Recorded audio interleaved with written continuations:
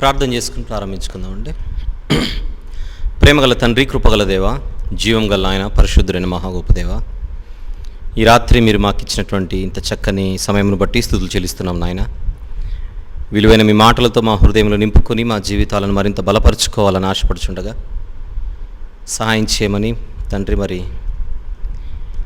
ప్రతి ఒక్కరి హృదయాలు ఈ మాటలు ముద్రించబడి మీరు అనుకున్న రీతిలో తండ్రి ఫలభరితమైనటువంటి జీవితాన్ని మేమందరము కలిగి ఉండుటకు ఈ రాత్రి ధ్యానం మాకు మరింత గొప్పగా దోహదపడినట్లుగా సహాయం చేయమని మీ ప్రియకుమారుడు, మా అందరి ప్రభు, ప్రియరక్షకుడైన యేసుక్రీస్తు ప్రభు వారి పరిశుద్ధమైన నామములు ప్రార్థన సమర్పిస్తున్నాము తండ్రి, ఆమేన్.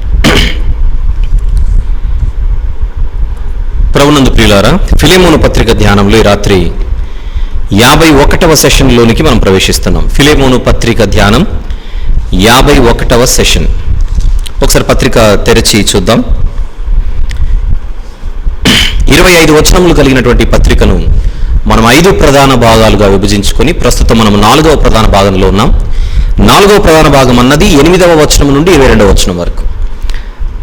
ఆ 8వ వచనం నుండి 22వ వచనం వరకు ఉన్నటువంటి ఈ 4వ ప్రధాన భాగాన్ని తిరిగి మనము 5 ఉపభాగాలుగా విభజించుకొని ప్రస్తుతం మనం 3వ ఉపభాగంలో ఉన్నాం. ఇక 3వ ఉపభాగానికి సంబంధించి ఈ రాత్రి ఇది చివరి సెషన్. మరలా 3వ ఉపభాగం అన్నది ఈ రాత్రి మనం ముగించుకుంటున్నాం. మరుసటి సెషన్ నుండి మనము 4వ ఉపభాగంలోనికి ప్రవేశిస్తాం. దీనిని ముందుగా గమనించవలసిందిగా ప్రభు పేరట మనవి చేస్తున్నాను. ఈ 3వ ఉపభాగం ఎక్కడుంది, ఎలా అని చూస్తే 15వ వచనం మరియు 16వ వచనం, ఈ 2 వచనాలను కలిపితే మనకు 3వ ఉపభాగం కనబడుతుంది. ఒకసారి ఆ 3వ ఉపభాగమైన 15-16 వచనంలో ఒకసారి చూద్దాం. అతడిక మీదట దాసుడుగా ఉండక దాసుని కంటే ఎక్కువ వాడుగాను, ప్రియ సహోదరుడుగాను, విశేషముగా నాకును, శరీర విషయమును ప్రభు విషయమును మరి విశేషముగా నీకును ప్రియ సహోదరుడుగాను నీ యొద్ద ఎల్లప్పుడూ ఉండుటకే కాబోలు అతడు కొద్ది కాలము నిన్ను ఎడబాసి ఉండెను. ఈ 3వ ఉపభాగానికి ఒక చిన్న సబ్ టైటిల్ కూడా మనం ఇవ్వడం జరిగింది. మనవి వెనుక దైవిక నేపథ్యం. అది మనము రాసుకున్నది the providence behind the plea అని మనం మాట్లాడుకున్నాం. మనిషి జీవితంలో ప్రవేశిద్దాం. ఈ 3వ ఉపభాగములోని చివరి సెషన్. 4వ ప్రధాన భాగం, 3వ ఉపభాగం, అందులో చివరి సెషన్ మనం మాట్లాడుకుంటున్నాం. దేవుడు, ఆయన మనస్సు ఎలాంటిది అని ఒక్కసారి మనము అర్థం చేసుకోవడానికి ప్రయత్నం చేయగలిగితే, తన పిల్లలైన మనుషుల జీవితాలలో తాను ప్రవేశించి వారిని నడిపించాలని దేవుడు ఎప్పుడు ఆశపడుతూ ఉంటాడు. అది మీ జీవితమైనా, నా జీవితమైనా, మరెవరి జీవితమైనా. కారణం, ప్రపంచంలో ఉన్న మనుషులందరి జీవితాలకు, వారి ఉనికికి కారకుడు దేవుడే కనుక సహజంగా తల్లిదండ్రులు ఎవరైనా వారి పిల్లలు వారు చెప్పినట్టుగా వింటూ, వారు చెప్పినట్టుగా నడుస్తూ, ఒక జ్ఞానవంతులైన తల్లిదండ్రులు తాము చెప్పినట్టుగా పిల్లలు వింటే వారికి మంచి భవిష్యత్తు ఉంటుందని సలహాలు, సూచనలు, నడిపింపు ఇవ్వడానికి వారు ఎప్పుడు ఇష్టపడుతుంటారు. దానిని ఎప్పుడైతే ఆ పిల్లలు కాదనుకుంటారో, మీకేమీ తెలీదు, మా బ్రతుకిది, మా జీవితం ఇది, మావేమో మేము చూసుకుంటాం, మీరు ఎంటర్ అవ్వకండి అని అంటే ఆటోమేటిక్గా అది ఒక రకంగా ఆ తల్లిదండ్రులకు డిసప్పాయింట్మెంట్. ఒకటి, తమ కళ్ళ ముందు తమ పిల్లలు బుద్ధిహీనంగా బ్రతుకుతూ స్వబుద్ధిని ఆధారం చేసుకుని భవిష్యత్తును నాశనం చేసుకుంటున్నారు అన్న క్లారిటీ తల్లిదండ్రులకు ఉన్నప్పుడు వారి బాధను మనం వర్ణించలేము. అలాగే మహిమగల దేవుడు, మనందరి ఆత్మలకు నిజమైన తండ్రి, ఒకే తండ్రి, పరలోక తండ్రి, భూమి మీద మన అజ్ఞానము చేత, మన బుద్ధిహీనత చేత మన జీవితాన్ని నాశనం చేసుకునే ఒక పరిస్థితి కనబడుతున్నప్పుడు ఏదో ఒక విధంగా మన జీవితంలో ఆయన ప్రవేశించి మనల్ని తిరిగి సరిచేయడానికి ఆయన ఇష్టపడుతూ ఉంటాడు. ఒక బెస్ట్ ఎగ్జాంపులే ఒనేసిము గారి జీవితం. ఆయన తన స్వబుద్ధిని ఆధారం చేసుకుని బుద్ధిహీనంగా ప్రవర్తించి ఒక మంచి యజమానునికి ద్రోహం చేసి పారిపోయి ఏదో ఉద్ధరిద్దాం అనుకున్నాడు. అలాంటి పరిస్థితుల్లో అతని జీవితంలోనికి దేవుడు ప్రవేశించిన తీరును ఒక్కసారి మనం అర్థం చేసుకోవాలి. దేవుడు ప్రవేశించాడు గనుకనే ఆ వ్యక్తి రోమ్కి వెళ్ళాడు. దేవుడు ప్రవేశించాడు గనుకనే ఆ మనిషి పౌలు గారి దగ్గరికి వెళ్ళాడు. దేవుడు ప్రవేశించాడు గనుకనే పౌలు గారి చేత వాక్యము ఆయన వినగలిగాడు. దయచేసి ఇది మనం గుర్తుపెట్టుకుందాం. ఒనేసిము జీవితంలో దేవుడు ఎలాగైతే ఈ కార్యాన్ని ఆయన చేశాడో, దేవుడు చేశాడో, మనందరి జీవితాల్లో కూడా దేవుడు ప్రతి క్షణం ఆయన ప్రవేశించి తర్వాత మన జీవితాలు ఒకవేళ దారి తప్పుతుంటే దానిని సరిచేయడానికి దేవుడు ఎప్పుడు ప్రయత్నం చేస్తుంటాడు. కానీ ఇక్కడ ఆయనకు మనం అవకాశం ఇస్తున్నామా, అవకాశం ఇవ్వట్లేదా అనేది ఇక్కడ పెద్ద question. It is $1 million question.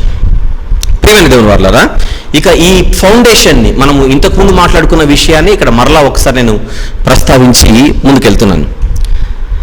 నీవైనా నేనైనా మనందరం ప్రతి ఒక్కరు కూడా ఖచ్చితంగా మన జీవితంలో దారి తప్పుతూ ఉంటాం. ఏదో ఒక చోట మనం తప్పు చేస్తాం, ఏదో ఒక చోట మన యొక్క అజ్ఞానం అనేది బయటకు వస్తుంటుంది, అవివేకం అనేది బయటకు వస్తుంటుంది, మన యొక్క కుంచిత స్వభావం అన్నది, అనాలోచిత వ్యవహారం అనేది బయటకు వస్తూ ఉంటుంది. అలాంటి టైంలో దేవుడు ఏదో ఒక రీతిగా మన జీవితంలోకి ప్రవేశించి మనల్ని ప్రేమించేవాడు గనుక, మనం పాపులమైనా మనల్ని ప్రేమించేవాడు గనుక తిరిగి దారిలో పెట్టడానికి ఆయన ఎంతో ప్రయత్నం చేస్తూ మనం ద్వారము తెరిస్తే లోపలికి రావడానికి ఆయన ఇష్టపడుతూ ఉంటాడు.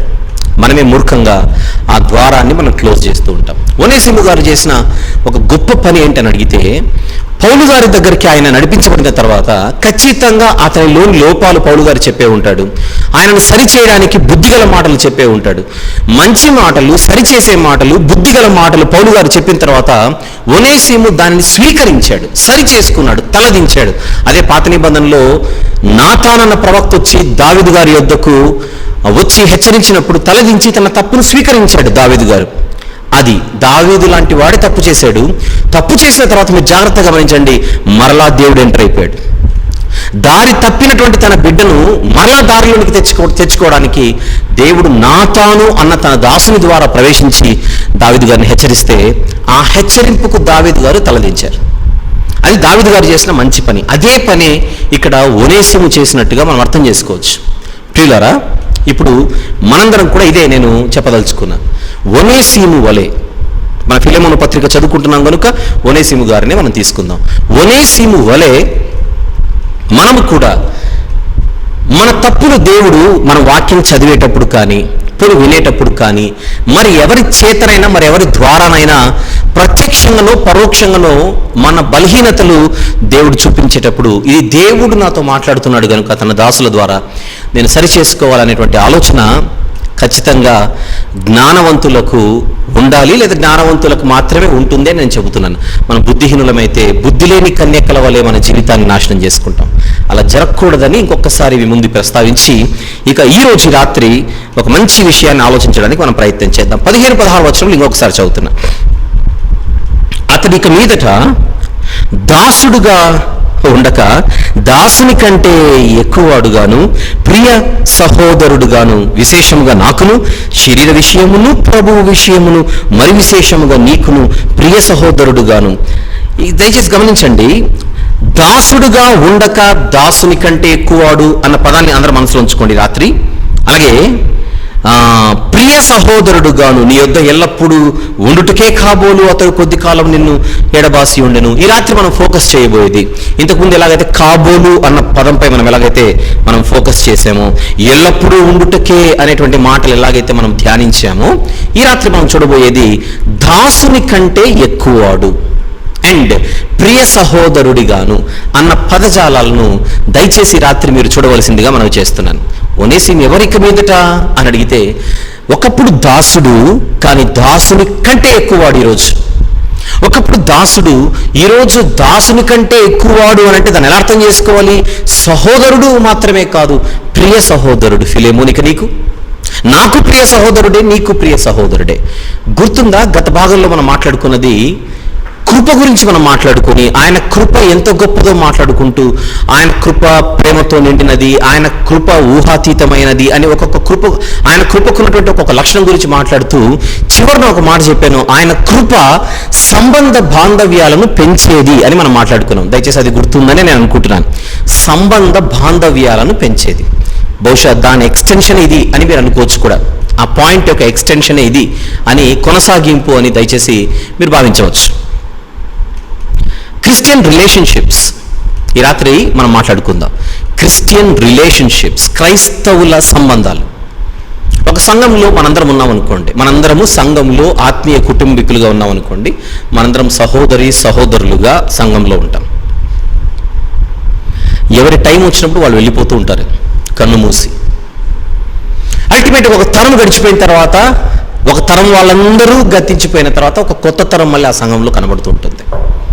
ఇప్పుడు ఉదాహరణకు వర్తమాన జీవితంలో ఇప్పుడు మనందరం ఉన్నాం కదా, మనందరం ఆత్మీయులుగా ఈ కరోనా సీజన్ వల్ల ఎక్కడెక్కడో ఉంటున్నాం. లేదంటే మనం ప్రతి వారము ఒకరి మొక్కలు ఒకరు చూసుకుంటూ కూడుకునే వారం. దూరంగా ఉండే వాళ్ళు అయితే వాళ్ళు కూడా ఇలాగనే లైవ్లో కంటిన్యూ అయ్యేవాళ్ళు. అల్టిమేట్గా మీరు ఏ ప్రాంతంలో ఉన్నా మీటింగ్స్లో అయినా మనం కలుస్తూ ఉండేవారం, సెమినార్లలో మనం కలుస్తూ ఉండేవారం, ఆదివారం ఆరాధన కార్యక్రమాలలో మనం కలుస్తూ ఉండేవారం. అది లేకున్నా కూడా ఈరోజు దేవుడు మనకి అవకాశం ఇచ్చాడు, ఇలా కూడా మనం కలుసుకుంటున్నట్టే దేవుని సన్నిధిలో. అల్టిమేట్గా మనందరం ఎవరము అని అడిగితే దేవుని కుటుంబాన్ని బట్టి మనందరం కూడా సహోదరులు సోదరీమణులుగా ఇలాంటి చక్కని బంధం కలిగి మనం బ్రతుకుతున్నాం. కానీ ఈ బంధానికి ఉన్న గొప్పతనం ఏంటంటే, ఈ బంధం సమాధి వరకు మాత్రమే కాకుండా సమాధి తరువాత కూడా కొనసాగుతుంది. అంత గొప్ప బంధం ఈరోజు మనందరి మధ్య ఉన్నటువంటి బంధం. ఉదాహరణకు మీరు మంచి విశ్వాసంలో జీవిస్తున్నారు, నేనెక్కడో లోకంలో బ్రతుకుతున్నాను. అలా లోకంలో బ్రతికి నేను చనిపోతే రేపొద్దున పరలోకానికి నేను వచ్చే అవకాశం లేదు. మీరు విశ్వాసలే చక్కగా భక్తిగా ఉండి మరణిస్తే మీరు పరలోకానికి వెళ్తారు. కానీ భూమి మీద మీరైనా నేనైనా కనబడడంతా హలో బ్రదర్, హలో సిస్టర్ అని మనం వందనాలు చెప్పుకున్న వాళ్ళమే. నా జీవితం సరిగా లేకపోయినా నేను మిమ్మల్ని మీకు వందనాలు చెప్పాను, మీ జీవితం బాగానే ఉన్నా నాకు మీరు వందనాలు చెప్పారు. ఇద్దరు మనం ఒకరినొకరు వందనాలు చెప్పుకున్నా నా బతుకు సరిగా లేనప్పుడు నేను మరణించిన తర్వాత పరలోకానికి వచ్చే అవకాశం లేదు, మీరు పరలోకానికి వెళ్తారు. మట్టి లోకంలో భూమి మీద మనమందరం ఒకరి ముఖాలు ఒకరు చూసుకుంటూ కలిసి బ్రతుకుతున్నా కన్ను మూసిన తర్వాత మాత్రం మీ అడ్రస్ వేరు, నా అడ్రస్ వేరు అవుతుంది. ఒక ధనవంతుడు, ఒక లాజరు కలిసే ఉన్నారు మట్టి లోకంలో, కానీ కన్ను మూసిన తర్వాత ఒకరి అడ్రస్ మరొక చోట మారిపోయింది. ఒక్కొక్కరు ఒక్కొక్క అడ్రస్లోనికి వెళ్ళిపోయారు. అయితే ఇప్పుడు మనందరం కూడా విశ్వాసులు అయితే, ఉదాహరణకి ఇక్కడ పౌలు గారు, ముగ్గురు వ్యక్తులు ఉన్నారుగా, పౌలు గారు, అలాగనే ఒనేసిము గారు, అలాగనే ఫిలెమోను గారు. ఈ ముగ్గురు కూడా ఇప్పుడు విశ్వాసులుగా కనబడుతున్నారు ఈ పత్రికలో. మారు మనసు పొందక ముందు ఒనేసిము జీవితం ఒకటి, పౌలు గారు ఫిలెమోను గారి జీవితాలు ఒకటైతే ఒనేసిము గారి జీవితం ఒకటి. ఆ స్థితిలోనే కనుక ఒకవేళ ముగ్గురు కళ్ళు మూసి ఉంటే పౌలు గారు ఫిలెమోను గారేమో పరలోకానికి టికెట్ సంపాదించేవారు, ఒనేసిము మాత్రం నరకపాత్రుడయ్యేవాడు. కానీ ఇక్కడ ఏమైపోయింది, ఎప్పుడైతే దేవుని కృపచేత పట్టుబడి మారు మనసు పొంది ఒనేసిము గారు విశ్వాస జీవితంలోనికి వచ్చేసాడో, ఇప్పుడు వీళ్ళ ముగ్గురు మధ్య ఏర్పడుతున్నటువంటి సంబంధం ఒకప్పుడు దాసుడిగా మాత్రమే ఉన్నటువంటి ఆయన ఇప్పుడు ప్రియ సహోదరుడైపోయాడు. ఎందుకు ప్రియ సహోదరుడైపోయాడు, ఎందుకు దాసుడు మాత్రమే కాదు అని అడిగితే, కన్ను మూసిన తర్వాత కూడా పరలోకంలో ఫిలెమోను ఒనేసిము కలిసి ఉండాలి. ఈరోజు దాసుడు యజమాని పిలుచుకుంటూ ఉండొచ్చు, అయ్యా అని పిలుస్తూ ఉండొచ్చు. ఎవరిని? ఫిలెమోను గారిని, ఒనేసిము. ఒకవేళ ఫిలెమోను ఒనేసిము గారిని దాసుడిగా మాత్రమే ఈరోజు చూస్తే, ఈ మనిషి మారు మనసు పొందిన తర్వాత కూడా రేపొద్దున కన్ను మూస్తే అనుకుందాం, పరలోకంలో కూడా ఫిలెమోను యజమానిగా ఉంటాడా, ఒనేసిము దాసుడిగా ఉంటాడా?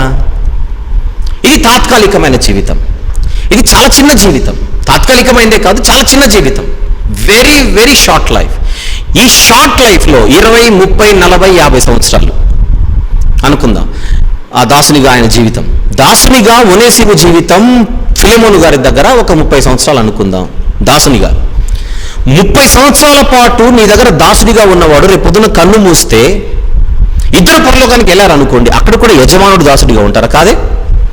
ఖచ్చితంగా అక్కడ ఇద్దరు సహోదరులుగా ఉండాల్సిందే, ఖచ్చితంగా ఇద్దరు సహోదరులుగా ఉండవలసిందే. అంటే ఇప్పుడు మారు మనసు పొంది దేవుని సేవకుడిగా కళ్ళ ముందు కనబడుతున్నటువంటి ఒనేసిమును ఫిలెమోను ఎలా చూడాలి? ఎలా చూడాలి? ఈ 10, 20, 30 సంవత్సరాల పాటు నా దగ్గర ఉండే దాసుడు అని మాత్రమే కాకుండా రేపు పొద్దున కన్ను మూసిన తర్వాత నాతో పాటు పరలోకంలో ఉండబోయే నా ప్రియ సహోదరుడు అని చూడాలి. ఆ దృష్టి అక్కడికి వెళ్ళాలి. అది ఇక్కడ పౌలు గారు నేర్పిస్తున్నది ఫిలెమోను గారికి. అక్కడ ఫిలెమోను గారికి మాత్రమే కాదు, ఈరోజు మనందరం కూడా నేర్చుకోవాల్సింది అదే. మన కళ్ళెదురుగున్నటువంటి ప్రియులు వారు సామాజికంగా మనకంటే తక్కువ ఉండొచ్చు, ఆర్థిక పరంగా మనకంటే తక్కువ వారై ఉండొచ్చు, చదువు పరంగా మనకంటే తక్కువ వారై ఉండొచ్చు, ఆస్తిపాస్తుల విషయంలో మనకంటే తక్కువ వారై ఉండొచ్చు. అలా మీరు ఏ రకంగా తీసుకున్నా ఒక ధనవంతుని ఎదుట దారిద్ర్యంలో అల్లాడిపోయినటువంటి లాజరు ఎలాగైతే తక్కువవాడిగా కనబడ్డాడో, ధనవంతుని కంటికి లాజరు దరిద్రుడనే కనబడ్డాడు. కానీ కన్ను మూసిన తర్వాత లాజరు ఎక్కడికి వెళ్తున్నాడు, కన్ను మూసిన తర్వాత నేను ఎక్కడికి వెళ్ళిపోతున్నానన్న భవిష్యత్తు దృష్టి ఆ రోజు ధనవంతునికి కరువైంది. ధనవంతునికి కరువైన ఆ కనుచూపు ఈరోజు మనకు కరువు కాకూడదు. మన సంఘంలో మన కళ్ళెదురుగా కనిపించే ప్రతి ఒక్కరూ కూడా మన కంటికి ఈ చిన్న జీవితంలో మాత్రమే కాదు మేము కలిసి ఉండేది, కన్ను మూసిన తర్వాత కూడా మేము కలిసే ఉండాలి. కన్ను మూసిన తర్వాత కూడా మేము పరలోకంలో అందరం కూడా దేవుని పిల్లలుగా సమానులుగా ఉండబోతున్నాం అనేటువంటి దృష్టి ఉంటే, ఒక పాఠశాలలో బడి పిల్లలకి యూనిఫామ్ వేసి పిల్లలందరూ సమానమే అని ఎలాగైతే బడిలో ఒక వ్యవస్థను మనం చూస్తామో, పరలోకంలో కూడా మనమందరం సమానులుగా కనబడబోతున్నాం. ఈ అసమానతలన్నీ భూమి మీదే, పరలోకంలో మనందరము సమానులుగా కనబడబోతున్నాం. ఫిలెమోను పెద్దోడు, ఒనేసిము చిన్నోడు కాదు. అందరూ దేవుని పిల్లలుగా ఒక ఆనందకరమైనటువంటి జీవితాన్ని చూడబోతున్నారు. అది ఫిలెమోను గారికి ఖచ్చితంగా గుర్తుండాలి.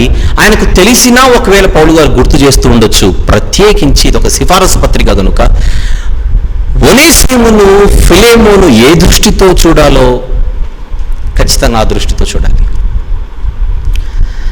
ఏ దృష్టితో చూడాలి? ఈరోజు కొత్త ఒనేసిము, ఒకప్పుడు దాసుడు, ఈరోజు దాసుడు మాత్రమే కాదు, అంతకంటే ఎక్కువ ప్రియ సహోదరుడు. ప్రియులారా, ఇక్కడ ఒక విషయాన్ని నేను గుర్తు చేసి మళ్ళీ నేను ఈ పాయింట్కి వచ్చేస్తాను. అంటే ఇప్పుడు ఒనేసిము ఫిలెమోను దగ్గరకు వచ్చిన తర్వాత దాసుడిగా ఉండకూడదంటే దాసుడిగా ఉండొచ్చు. ఎందుకంటే అక్కడ చెబుతున్న మాట చదువుతున్నాను, జాగ్రత్తగా గమనించండి.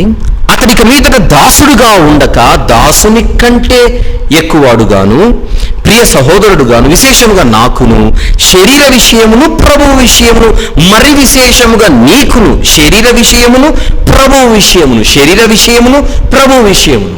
అంటే ఇప్పుడు ఒనేసిము ఫిలెమోను గారి దగ్గరకు వచ్చిన తర్వాత ఒకవేళ మరలా ఆ డ్యూటీలో కంటిన్యూ అయ్యేటువంటి వాతావరణం ఉంటే, ఫిలెమోను ఏదైనా పని చేయమని చెబితే ఇప్పుడు నేను సేవకు నేను చేయను అనే పాయింట్ కింద ఉండకూడదు. ఎందుకంటే భూపరంగా లోకపరంగా ఆ యజమానికి దాసుడు కనుక దాన్ని అలాగనే కంటిన్యూ చేస్తూ ఒక సేవకునిగా ఫిలెమోను గారికి సహకారిగా ఉండాలి.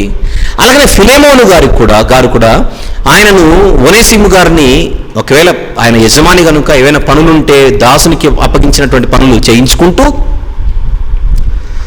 ఒనేసిముకి ఇవ్వవలసినటువంటి గౌరవాన్ని మాత్రం ఆయన ఇచ్చి తీరాలి. మనిషిగా చూడాలి, మనిషిగా మాత్రమే కాదు సేవకునిగా చూడాలి. అంటే ఒకవైపు దాసునిగా ఒనేసిము తన కర్తవ్యాన్ని నిర్వర్తించాలి, అట్ ద సేమ్ టైం యజమానిగా ఆయన కూడా ఒక చక్కని పాత్ర పోషించాలి. కానీ అల్టిమేట్గా ఫిలెమోను నేను ఒక క్రైస్తవుడు అని మర్చిపోకూడదు, అల్టిమేట్గా ఒనేసిము కూడా నేను ఒక క్రైస్తవుడు అని మర్చిపోకూడదు. కారణం, ఒక స్కూల్ ఉందనుకోండి, ఒక స్కూల్లో ఒక ప్రిన్సిపల్ గారు ఉన్నారనుకోండి, ఆయన క్రైస్తవుడు. అలాగే అదే స్కూల్లో ఒక టీచర్ గారు ఉన్నారనుకోండి, ఆయన కూడా క్రైస్తవుడే. కానీ వీళ్ళిద్దరిలో ఎవరు పెద్ద ఎవరు చిన్న అని అడిగితే ప్రిన్సిపల్ అంటే ప్రధానోపాధ్యాయుడు, హెడ్ మాస్టర్ కదా, ప్రధానోపాధ్యాయుడు, ఈయన ఉపాధ్యాయుడు. ఆ ప్రధానోపాధ్యాయుడు చెప్పినవన్నీ కూడా కింద ఉన్నటువంటి ఉపాధ్యాయుడు చేయాలి. ఆయన ఫిక్స్ చేసినటువంటి టైం టేబుల్ ప్రకారంగా నడవాలి, ఆయన ఇచ్చినటువంటి షెడ్యూల్ ప్రకారంగా ముందుకెళ్ళాలి. యజమానిగా లేదా పైవాడుగా ప్రధానోపాధ్యాయుడు చెప్పిన సంగతులు క్రింద ఉన్నటువంటి ఉపాధ్యాయుడు చేయాలి. ఎందుకు చేయాలి? అదొక డ్యూటీ. అదేంటది? నువ్వు క్రిస్టియనే నేను క్రిస్టియనే, మన ఇద్దరం ఒకటే చర్చికి వెళ్తాం కదా, నువ్వు చెప్తే నేను ఎందుకు వినాలి, మన ఇద్దరు ఈక్వల్ కదా అని ఇక్కడ అనకూడదు. లౌక్యం అంటారు దీన్ని. ఇద్దరు ఒకే మందిరానికి వెళ్తారు, ఇద్దరు ఒకటే సహవాసంలో ఉంటారు, సంఘంలో ఇద్దరు కలిసే సమానులుగా ఉంటారు. కానీ ఇక్కడ డ్యూటీకి వచ్చేసరికి ఆయన ప్రిన్సిపల్ అయ్యాడు, ఈయన టీచర్ అయ్యాడు. అలాంటప్పుడు ప్రిన్సిపల్కి ఆయన చెప్పినట్టు వినాలా లేదా, ఆయన ఇన్స్ట్రక్షన్స్కి ఈయన రెస్పెక్ట్ ఇవ్వాలా లేదా? అందుచేత క్రిస్టియన్ అయినంత మాత్రాన మనకు లోకపరంగా మనం చేసేటువంటి ఉద్యోగాలు ఏవైతే ఉంటాయో ఆ ఉద్యోగాలలో ఆ ఉద్యోగ ధర్మానికి మనం అన్యాయం చేయకూడదు. అక్కడ అక్కడ ఉన్నటువంటి ఫార్ములా తీసుకొని వచ్చి చర్చిలో మన ఇద్దరు ఈక్వలే కదా, ఇక్కడ నువ్వు చెప్తే నేను వినడం ఏంటి, నేను చెప్తే నువ్వు విననేటువంటి ఒక బుద్ధిహీనమైనటువంటి తెలివి తక్కువ పరిస్థితి దాదాపు ఎవరు చేయర్లేండి. కానీ ఇక్కడ మెన్షన్ చేస్తున్నాను నేను, మనం ఈ టాపిక్ మాట్లాడుకుంటున్నాం కనుక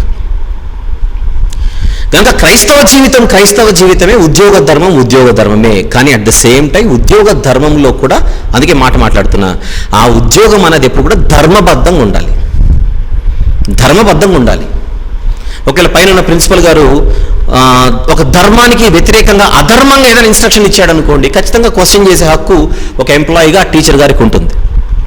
కనుక నేను ఏం చెప్పాలని ప్రయత్నం చేస్తున్నానో అది మీరు క్యాచ్ చేసే ప్రయత్నం చేయండి. ఒనేసిము మరలా ఒకవేళ డ్యూటీలో జాయిన్ అయ్యాడు అనుకోండి, ఫిలెమోన్ గారు స్వీకరించిన తర్వాత, రైట్ మా ఇద్దరం కలిసి సేవలో ఉందాం కానీ ఇది కూడా చేద్దామని అన్నాడు అనుకోండి, రైట్ అప్పుడు ఉద్యోగంలో ఉంటూ సేవలో కంటిన్యూ అవ్వచ్చు. ఒనేసిము ఉద్యోగం చేసేటప్పుడు ఉద్యోగ ధర్మాన్ని ఆయన నిర్వర్తించాలి. పైన తన యజమానిగా ఫిలెమోన్ గారు ఏదైనా చెబితే ధర్మబద్ధమైనటువంటి విషయాలన్నీ కూడా ఆయన చేయాలి. అట్ ద సేమ్ టైం రేపు పొద్దున మరి వీళ్ళు ఎక్కడికైనా బయటికి వెళ్ళి సేవ చేయాలంటే సేవలో కూడా మంచి సహకారిగా ఈయన వ్యవహరించాలి. ఒకవేళ ఫిలెమోన్ గారు పలానా చోటుకి వెళ్ళి పలానా వాక్య పరిచర్య చేసి రమ్మని కోరితే వెళ్ళి వాక్య పరిచర్య చేసి రాగలగాలి. అంటే అల్టిమేట్గా అన్ని ధర్మాలకు ఆయన న్యాయము చేయగలిగిన వాడై ఉండాలి. ఒనేసిము ఒక క్రైస్తవుడిగా, at the same time Philemon గారు కూడా తన యజమానిగా తన ధర్మానికి న్యాయం చేయాలి. అట్ ద సేమ్ టైం ఒక క్రైస్తవుడని మర్చిపోకూడదు. రేపొద్దున కన్ను మూసిన తర్వాత పరలోకంలో ఉండేటువంటి సంబంధాలు ఎలా ఉంటాయో ఆ సుదీర్ఘకాల దృష్టి, భవిష్యత్తు దృష్టి ఫిలెమోన్ గారికి ఉండాలి. అట్ ద సేమ్ టైం ఇక్కడ ఒనేసిముకు ఉండాలి.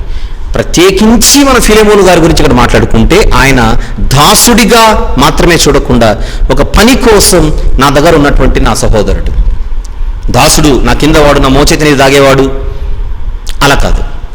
అలా కాకుండా ఒనేసిము ఏమని చూడాలి, ఒక పని కోసం నా దగ్గర ఉన్నటువంటి వ్యక్తి. బయట సమాజంలో దాసుని కుక్క కంటే నీచంగా చూస్తారు, కానీ నేనున్న సమాజంలో నేను అలా చూడకూడదు. కారణం క్రైస్తవుడిగా అతడు నా సహోదరుడు, క్రైస్తవుడిగా నేను అతనికి సహోదరుడును. కన్ను మూసిన తర్వాత మేమందరం ఒకటే లోకంలో ఒక తండ్రి దగ్గర ఉండవలసిన వారమని ఆనాటి సమాజంలో నిజమైన క్రైస్తవ యజమానులు క్రైస్తవులుగా వ్యవహరిస్తూ ఎదురున్నటువంటి దాసులను ప్రియ సహోదరులుగా భావించవలసిన, క్రైస్తవ దాసులు ఎవరైతే ఉంటారో వారిని ప్రియ సహోదరులుగా భావించవలసినటువంటి అవసరం ఉందని నెమ్మదిగా మరలా గుర్తు చేస్తున్నా. ఆనాటి స్లేవరీ అనేటువంటి వ్యవస్థను క్రైస్తవులు, నిజమైన క్రైస్తవులు రూపుమాపడానికి చేసిన ఒక చక్కటి ప్రయత్నం అని మరలా ఇక్కడ నేను పునరుద్ఘాటిస్తున్నాను. ఇకపోతే మరొక మంచి విషయాన్ని ఇక్కడ నేను ప్రస్తావించి తీరాలి. ఎందుకు ఫిలెమోను గారు దాసుడిగా చూడకూడదు?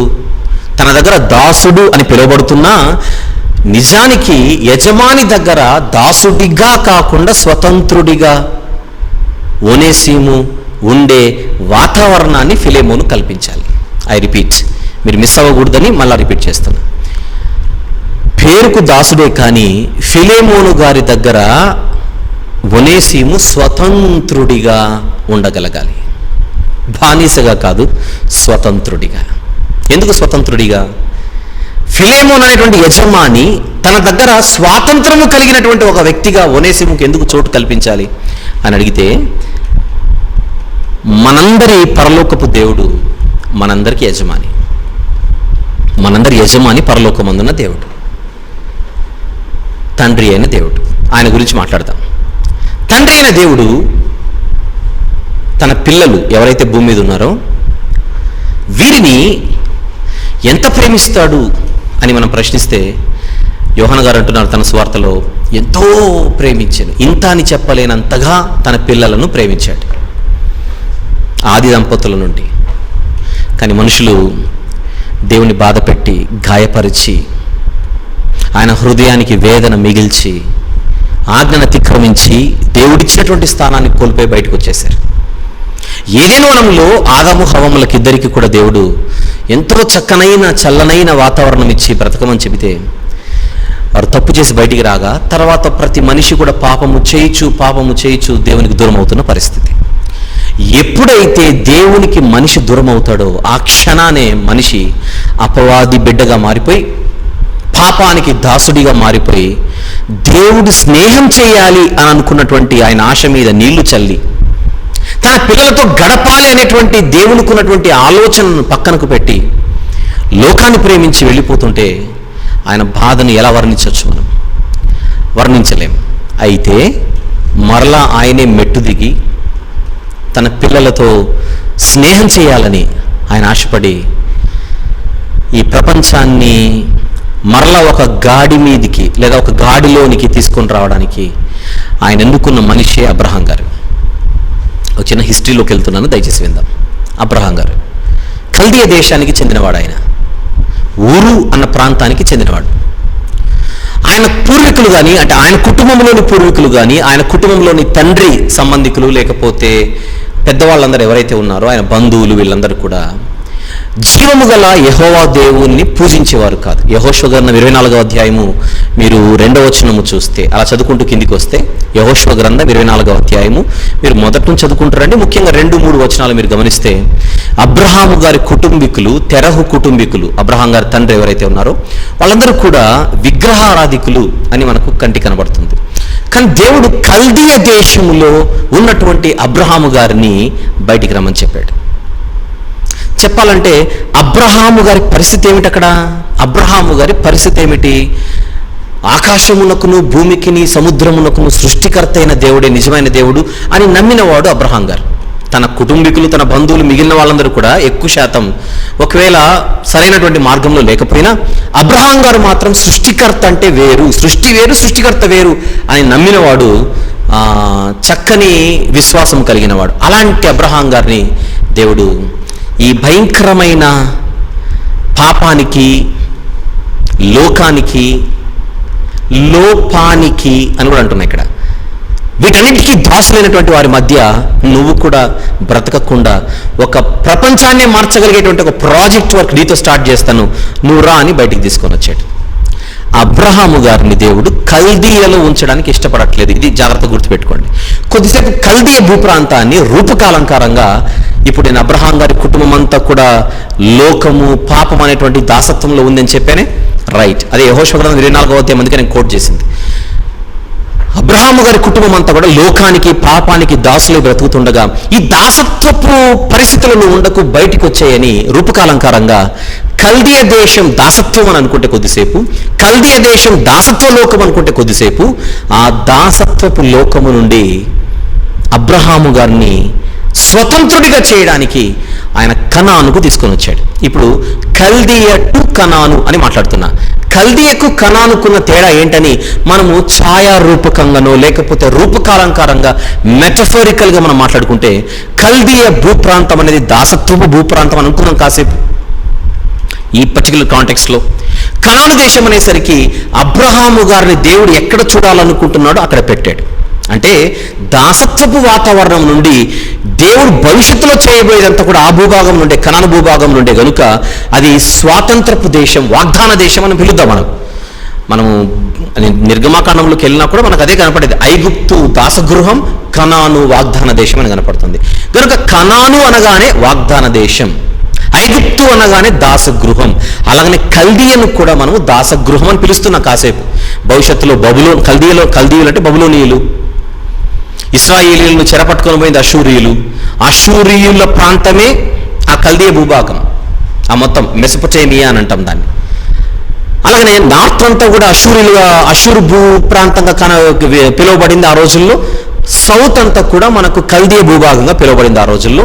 తర్వాత మొత్తం కలిసిపోయి మొత్తం బబులోను భూభాగముగా ఈరోజు ఇరాక్ అనే దేశంగా పిలువబడుతుంది. ఇదంతా అవసరం లేదు. ఇప్పుడు నేను చెప్పాలనుకుంది, కల్దీయ ప్రాంతాన్ని దాసగృహం అనుకోండి, కనాను భూభాగాన్ని వాగ్దానంతో కూడుకున్న స్వతంత్ర భూభాగం అని అనుకోండి కాసేపు. మీరు జాగ్రత్తగా ఆలోచిస్తే ఆదికాండం 12వ అధ్యాయంలో ఒకసారి మీరు 5 నుంచి 7 వచనములు రాసుకోగలిగితే, ఆదికాండము 12వ అధ్యాయము 5 నుంచి 7 వచనములు రాసుకోగలిగితే, నేను డైరెక్ట్గా 7వ వచనం చదువుతున్నాను. యెహోవా అబ్రామునకు ప్రత్యక్షమై నీ సంతానమునకు ఈ దేశం ఇచ్చేదనని చెప్పగా అతడు తనకు ప్రత్యక్షమైన యెహోవాకు ఒక బలిపీఠమును కట్టెను. ఏంటి ఇక్కడ పాయింట్? కనానుకు వచ్చిన తర్వాత దేవుడు ఓపెన్ అయి మాట్లాడుతున్నాడు అబ్రహాం గారితో. కొంచెం స్పీడ్గా వెళ్తున్నా, విషయం దాదాపు కొన్ని అవగాహన మీకు ఉంటుందన్న ఉద్దేశంతో. అబ్రహాము గారిని కల్దీయ నుండి పిలిచాడు. కల్దీయలో ఉండి అబ్రహాము గారు దేవుని పిలుపుని అందుకున్నప్పుడు ఎక్కడికి రమ్మంటున్నాడు, ఎందుకోసం తీసుకొని వెళ్తున్నాడు, తీసుకొని వెళ్ళిన తర్వాత ఏంటి నా భవిష్యత్తు, ఈ క్లారిటీ ఏమీ లేదు అబ్రహాం గారికి. మీరు హెబ్రీ పత్రిక 11వ అధ్యాయం 8వ వచనం చూస్తే, వచనం మరొకసారి, హెబ్రీ పత్రిక 11వ అధ్యాయం 8వ వచనం చూస్తే, తాను ఎక్కడికి బయలుదేరి వెళ్తున్నాడో అది ఎరుగకయే బయలుదేరి వెళ్ళాడట. చూద్దాం వీలైతే. ఆదికాండం 12 క్లోజ్ చేయకండి. హెబ్రీ పత్రిక 12వ అధ్యాయం, క్షమించండి 11వ అధ్యాయం 8వ వచనంలోని చివరి మాట. 8వ వచనంలోని చివరి మాట, మరియు ఎక్కడికి వెళ్ళవలెనో అది ఎరుగక బయలు వెళ్ళెను. తనకు తెలియకుండానే బయలుదేరి, ఎక్కడికి వెళ్ళాలో తెలియదు, రమ్మన్నాడు, వెళ్తున్నాను అంతే. కల్దీయ భూభాగాన్ని దాటి కనానులోనికి అడుగు పెట్టేంత వరకు దేవుడు అబ్రహాము గారికి ఏమైతే చెప్పాలనుకున్నాడో అవి చెప్పలేదు. అర్థం చేసుకోవడానికి ప్రయత్నం చేద్దాం. దేవుడు ఓపెన్గా అబ్రహాము గారితో మాట్లాడింది కల్దీయలోన కనానులోన అని ప్రశ్నిస్తే, కనానులోనే అబ్రహాము గారితో దేవుడు క్లోజ్గా మాట్లాడాడు, ఓపెన్గా మాట్లాడాడు, తన హృదయము తెరిచి మాట్లాడుతూ ఉంటాడు. ఇప్పుడు ఆత్మీయంగా ఒక మాట చెప్తాను. ఏ మనిషికైనా దేవుడు దగ్గర కావాలంటే, లేదా ఏ దగ్గర అవ్వడం కంటే ఇంకొక మాట చెప్తాను, ఏ మనిషితో అయినా దేవుడు స్నేహం చేయాలంటే ఆ మనిషి కల్దీయలో కథ ఉండాల్సిందే, కనానుకు రావాలి. ఈ పాయింట్ నోట్ చేసుకోండి, నేను త్వరలో మళ్ళీ ఆ పాయింట్ దగ్గరకు వస్తాను. అబ్రహాము గారితో ఎంత క్లోజ్గా మాట్లాడుతుంటాడంటే దేవుడు, బిడ్డలు లేని అబ్రహాము గారితో ఇక్కడ 12వ అధ్యాయం 7వ వచనంలో పరోక్షంగా చెప్పేస్తున్నాడు, నీకు పిల్లల్ని ఇస్తానని. 12వ అధ్యాయం 7వ వచనంలో అదే కదా, నీ సంతానములకు ఈ దేశం ఇచ్చేస్తాను అని అంటే అర్థం ఏంటి? ఇప్పుడు నీకు పిల్లలు లేకపోయినా త్వరలో నీకు పిల్లల్ని ఇస్తానని ఇండైరెక్ట్గా అబ్రహాం గారికి భవిష్యత్తును చెప్పేశాడు. ఒకసారి కాదు, చాలాసార్లు చెప్పాడు. ఇప్పుడు 13వ అధ్యాయంలో కూడా చూద్దాం ఒకసారి. 13వ అధ్యాయం ఆదికాండం 13, 15 నుంచి చూద్దాం. 15-16 వచనములు. 15-16. ఎందుకనగా నీవు చూచుచున్న ఈ దేశం అంతటిని నీకును నీ సంతానమునకును సదాకాలం ఇచ్చేదను. మరలా చెప్తున్నాడు చూడండి, నీకు సంతానం ఇస్తానని చెబుతున్నాడు 16వ వచనంలో. మరి నీ సంతానమును భూమి మీద నుండి రేణువుల వలె విస్తరింపజేసేదను.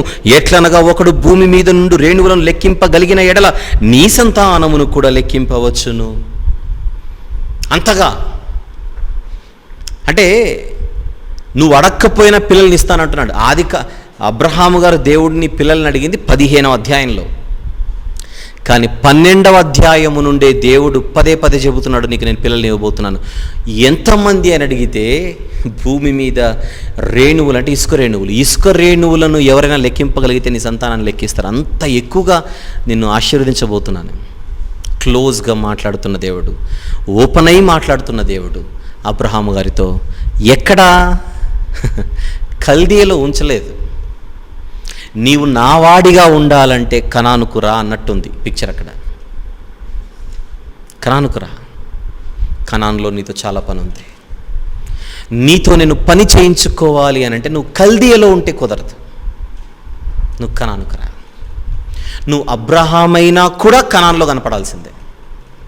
ప్రభువా నేను కల్దీయలో ఉంటాను, పని చేయించేసుకుంటే కుదరదు. You have to come out of that slavery. దాసత్వపు స్థితి నుంచి నువ్వు బయటకు వచ్చేయాలి. హౌస్ ఆఫ్ స్లేవరీ అంటున్నాను.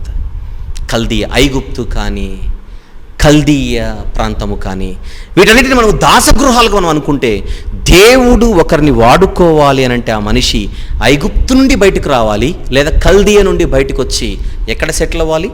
కనానులో సెటిల్ అవ్వాలి. కనానులో సెటిల్ అవ్వాలి. అబ్రహాము గారిని కనానుకు తీసుకొని వచ్చి పని చేయించుకుంటున్నాడు దేవుడు. కనానుకు వచ్చిన తర్వాతనే వాగ్దానాలు ఇస్తున్నాడు. కనానుకు వచ్చిన తర్వాతనే భవిష్యత్తును చెబుతున్నాడు. ఇక 15వ అధ్యాయానికి రాగలిగితే, దయచేసి 15వ అధ్యాయానికి రాగలిగితే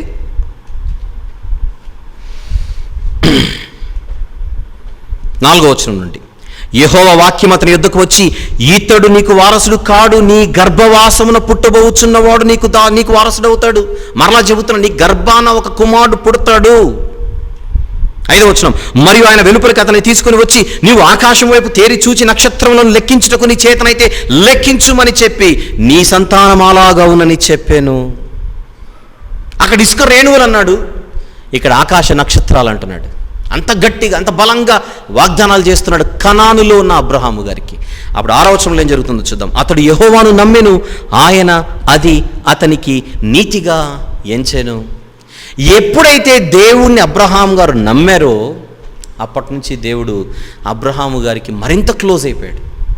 చెప్పాలంటే ఆ రిలేషన్షిప్ వాళ్ళిద్దరి మధ్య ఎలాంటిదో, ఎలా ఉండేదో మనము ఆలోచిస్తే, అబ్రహాము గారికి ఉన్న బిరుదులలో ఒక బిరుదు, ఆయన దేవునికి స్నేహితుడు అని ఉంటుంది బైబిల్లో. దేవునికి స్నేహితుడు. పాత నిబంధనలో దినవృత్తాంతముల 2వ గ్రంథం 20వ అధ్యాయం 7వ వచనం మీరు రాసుకోగలిగితే, దినవృత్తాంతముల 2వ గ్రంథం 20వ అధ్యాయము 7వ వచనంలో యెహోషాపాతు గారు వర్ణిస్తుంటారు అబ్రహాం గారిని. నీ స్నేహితుడు దేవా నీ స్నేహితుడైన అబ్రహాం అని చెబుతుంటాడు. అబ్రహాము గారికి ఉన్న బిరుదు ఒకటి. అలాగనే క్రొత్త నిబంధనలో యాకోబు పత్రికలో మనము చూద్దాం ఒకసారి. యాకోబు పత్రిక 2వ అధ్యాయం, యాకోబు పత్రిక 2వ అధ్యాయం 23వ వచనం చూద్దాం. 23. కాబట్టి అబ్రహాము దేవునిని నమ్మెను, అది అతనికి నీతిగా ఎంచబడెను. అదే మనము ఆదికాండం 15వ అధ్యాయంలో చూసింది 6వ వచనంలో. అబ్రహాము దేవునిని నమ్మెను, అది అతనికి నీతిగా ఎంచబడెను అను లేఖనము నెరవేర్చబడెను, మరియు దేవుని స్నేహితుడని అతనికి పేరు కలిగెను. అబ్రహాము గారు దేవునికి ఎక్కడ స్నేహితుడయ్యాడు? కల్దీయ దేశంలో నుండి బయటకు వచ్చాడు. కానీ దేవుడు అబ్రహాము గారికి ఎక్కువగా క్లోజ్ అయింది కనాను భూభాగంలో. మర్చిపోకండి, కనాను భూభాగంలో నీకు బిడ్డల్ని ఇస్తాను, ఆ సంతానం ఇసుక రేణువులంతగా నేను విస్తరింపజేస్తాను, ఆకాశపు నక్షత్రాల వలె దానిని విస్తరింపజేస్తాను నీ సంతానం అని చెప్పినప్పుడు, ఇదంతా అబ్రహాము గారి వాగ్దానాలన్నిటినీ పొందింది కనానులో. మరి కల్దీయలో ఆల్రెడీ నిన్ను ఆశీర్వదించేవారిని ఆశీర్వదిస్తాను వచ్చేమని చెప్పాడు కదా అని మీరు అంటే, అదంతా జరగాలంటే అయ్యగారు కనానుకు రావాలి. అదంతా జరగాలంటే కనానుకు రావాలి. కల్దీయలో ఉంటా నువ్వు చేసి అనకూడదు. ఇక్కడ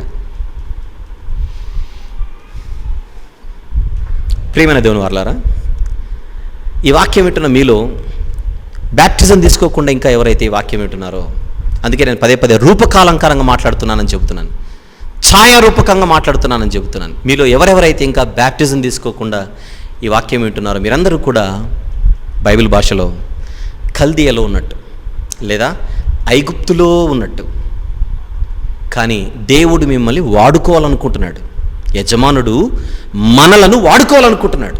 అందరినీ, ఒకరినిద్దరిని కాదు, అందరినీ వాడుకోవాలి అంటే మనం అర్జెంటుగా కల్దీయ ఖాళీ చేసి కనాన్లోనికి వచ్చేయాలి.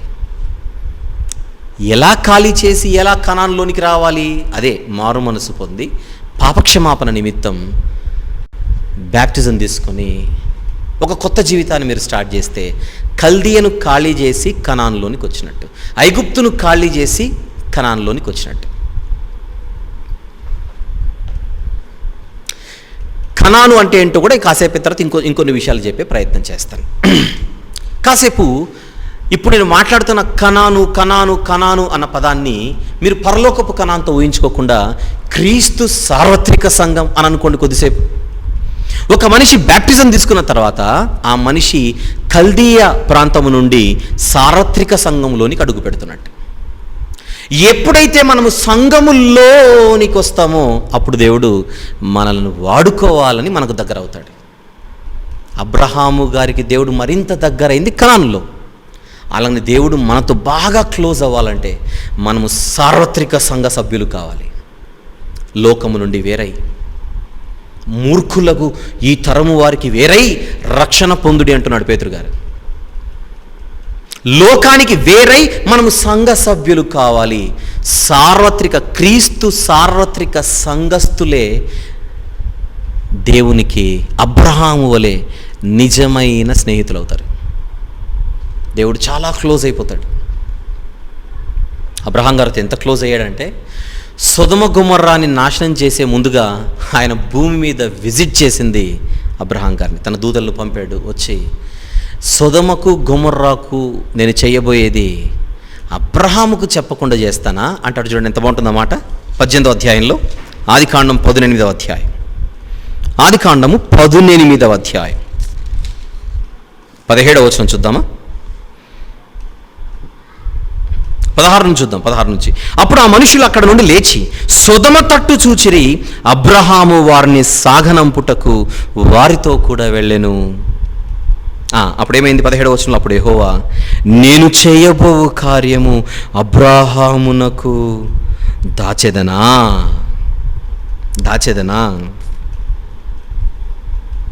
20వ వచనం కూడా చూద్దాం. 20వ వచనము కూడా, మరి యెహోవా సొదొమ గొమొర్రాలను గూర్చిన మొర గొప్పది గనుక వాటి పాపము బహుభారమైనది గనుక నేను దిగిపోయి నా యొద్దకు వచ్చిన మొర చొప్పుననే వారు సంపూర్ణముగా చేసిరో లేదో చూచేదను, చెయ్యని ఎడల నేను తెలుసుకుందునని ఆ మనుషులు అక్కడ నుండి తిరిగి సొదొమ వైపు వెళ్ళిరి. అబ్రహాం ఇంకా యెహోవా సన్నిధి నిలిచి ఉండెను. అప్పుడు అబ్రహాము సమీపించి ఇట్లా, నేను దుష్టులతో కూడా నీతిమంతులు నాశనం చేయదు అని ఇప్పుడు బేరం పెడుతున్నాడు. అక్కడ 50 అయితే రక్షిస్తావా, 40 అయితే రక్షిస్తావా, అలా 30, 20, 10 వరకు వచ్చి ఆగిపోయాడు. ఎంత క్లోజ్గా మాట్లాడుకుంటున్నారంటే, ఎంత క్లోజ్గా జరగబోయే వాటన్నిటిని అబ్రహాము గారితో చెబుతున్నాడు అని అంటే వాళ్ళిద్దరికి మధ్య ఉన్నటువంటి రిలేషన్షిప్ ఎలాంటి రిలేషన్షిప్ అది, ఆ ఫ్రెండ్షిప్ ఎంత గొప్పది, ఆ ఫెలోషిప్ ఎంత గొప్పది, ఆ రిలేషన్షిప్ ఎంత గొప్పది. ఇక్కడ దేవుడు తన పిల్లలతో స్నేహం చేయాలనుకుంటున్నాడు. లోకంలో ఉన్న బానిసలు, లోకంలో ఉన్న దాసులు, లోకంలో యజమానులు దాసులు అని ఉంటారు కదా. లోకంలో కూడా మనకు యజమానులు దాసులు కనబడతారు, బాసులు కింద ఉన్నోళ్ళు.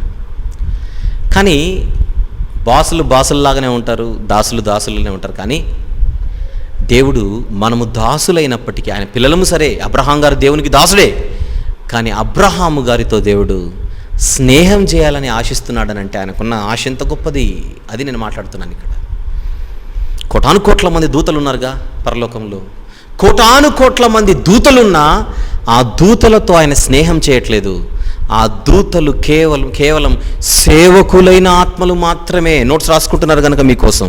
హెబ్రీ పత్రిక 1వ అధ్యాయం, హెబ్రీలకు రాసిన పత్రిక 1వ అధ్యాయం 14వ వచనంలో వీరందరూ రక్షణ అను స్వాస్థ్యము పొందబో వారికి పరిచారము చేయుటకై పంపబడిన సేవకులైన ఆత్మలు. పై వచనంలో దూతల గురించి, 13వ వచనంలో చివరి మాట దూతలు అన్న ప్రస్తావన కనబడుతుంది. దూతలు ఎవరు అని అడిగితే దే ఆర్ మినిస్టరింగ్ స్పిరిట్స్ అని ఉంటుంది బైబిల్లో. దే ఆర్ మినిస్టరింగ్ స్పిరిట్స్ అంటే కేవలం సేవకులైన ఆత్మలు మాత్రమే. సేవకులైన ఆత్మలు మాత్రమే. ఆ దూతలలో దేవుడు సేవకులను మాత్రమే చూడగలుగుతున్నాడు, కానీ భూమి మీద ఉన్న మనుషులలో దేవుడు తనకు స్నేహితులను చూడాలని ఆశపడుతున్నాడు. ఆ రోజు అబ్రహాములో దేవుడు తన స్నేహితునిగా అబ్రహామును చూడగలిగాడు. ఈరోజు మనందరితో కూడా దేవుడు అదే స్నేహాన్ని కోరుకుంటున్నాడని ఈ సందర్భంగా నేను మీ ముందు ప్రస్తావిస్తున్నాను. దయచేసి దీన్ని సీరియస్గా తీసుకోండి. నిర్గమకాండంకి వచ్చేసరికి మోషే గారిని పిలిచి, నాకు ఒక ప్రత్యక్ష గుడారాన్ని వీళ్ళు నిర్మించగలిగితే ఆ 12 గోత్రాల వారి మధ్య నేను నివసిస్తానంటున్నాడు. వారి మధ్యలో నేను ఉంటాను, నా చుట్టూ నా పిల్లలు ఉండాలి. అరణ్యంలో ఎక్కడైనా కూడా వీళ్ళు క్యాంప్ వేస్తే 12 గోత్రాల వారిని తూర్పున 3 గోత్రాలు, పడమరన 3 గోత్రాలు, ఉత్తరాన 3 గోత్రాలు, దక్షిణాన 3 గోత్రాలను ఆయన ఉంచి వారి మధ్యలో తన ప్రత్యక్ష గుడారాన్ని ఉంచమన్నాడు. అంటే ఏం కోరుకుంటున్నాడు దేవుడు? తన పిల్లల మధ్య ఉండాలి, తన పిల్లలతో ఉండాలని దేవుడు కోరుకుంటున్నాడు. దయచేసి దీన్ని మనము అర్థం చేసుకోవాలి. తన పిల్లలతో ఉండాలనుకుంటున్న దేవుని కోరికను మనం అర్థం చేసుకుందాం. ఈరోజు మధ్యాహ్నం దుబాయ్లో ఉన్న, అంటే యూఏఈలో ఉన్న మన ప్రియులందరికీ నేను జూమ్లో ఒక వాక్యాన్ని పంచుకున్నాను. అక్కడ చెప్పినటువంటి ఒక విషయాన్ని ఇక్కడ మరలా నేను ప్రస్తావిస్తున్నాను. అపోస్తలుల కార్యములు 17వ అధ్యాయం 26వ వచనంలో, అపోస్తలుల కార్యములు 17వ అధ్యాయం 26వ వచనముల్లో ఒక మాట కనబడుతుంది. దాన్ని మనం అర్థం చేసుకునే ప్రయత్నం చేద్దాం. దేవుని ప్రేమ ఏంటో మనం అర్థం చేసుకోవడానికి మనకు ఒక చక్కని అవకాశం అక్కడ లభిస్తుంది. చూద్దాం. అపోస్తలుల కార్యములు 17వ అధ్యాయం 26వ వచనం. మనం ఆయన యందు బ్రతుకుచున్నాము, క్షమించండి 26 కదా. మరియు యావత్తు భూమి మీద కాపురం ఉండుటకు ఆయన ఒకని నుండి ప్రతి జాతి మనుషులను సృష్టించి వారు ఒకవేళ దేవునిని తడువులాడి కనుగొందురేమో అని. ఆ మాట చూడండి అక్కడ. మనము దేవునిని తడువులాడి కనుగొందుమేమో అని తను వెదుకు నిమిత్తము నిర్ణయ కాలమును వారి నివాస స్థలం యొక్క పొలిమేరలను ఏర్పరిచాను.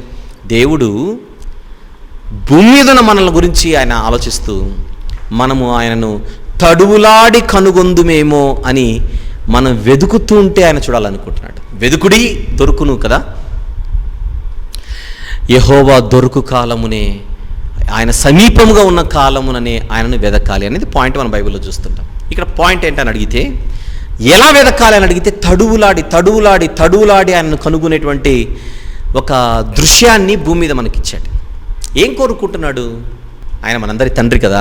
చెప్పాలంటే మనతో ఆడుకోవాలనుకుంటున్నాడు అని నేను చెప్పగలను. మన స్టాండర్డ్లో మనం మాట్లాడుకోవడానికి మనతో దేవుడు ఆడుకోవాలి అని అనుకుంటున్నాడేమో అని అనిపిస్తుంటుంది కొన్ని వచనాలు బైబిల్ చదువుతుంటే. ఎందుకంటే మనకు ఒక కుటుంబ వ్యవస్థను ఇచ్చాడు దేవుడు. ఈ కుటుంబ వ్యవస్థలో తల్లిదండ్రులు పిల్లలతో ఆడుకునేటువంటి ఒక వాతావరణాన్ని మనం గమనిస్తే ఆ పరమ తండ్రి కూడా మనతో అలానే ఆడుకోవాలనుకుంటున్నాడు కదా అని అనిపిస్తుంటుంది. ఒక చిన్న మాట నేను ఇక్కడ కోట్ చేస్తాను, లేదా ఒక చిన్న ఎగ్జాంపుల్ ఇక్కడ మీ ముందు ప్రస్తావిస్తాను. ఒక తల్లి తన తప్పటడుగులేసేటువంటి బిడ్డకు గోరుముద్దలు తినిపిస్తూ ఇంట్లో ఎప్పుడైతే అడుగులు వేయడం మొదలవుతుందో బిడ్డకి, పాపైనా బాబైనా అసలు దొరకరు కదా, అస్సలు దొరకరు.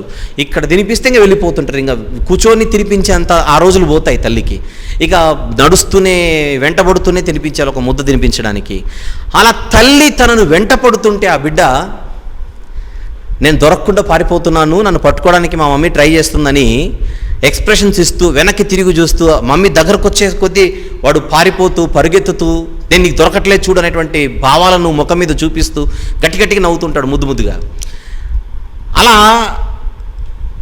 ఒక 6-7 ముద్దలు తినిపించిన తర్వాత తల్లి ఇప్పుడు గేమ్ మారుస్తుంది. ఏంటి?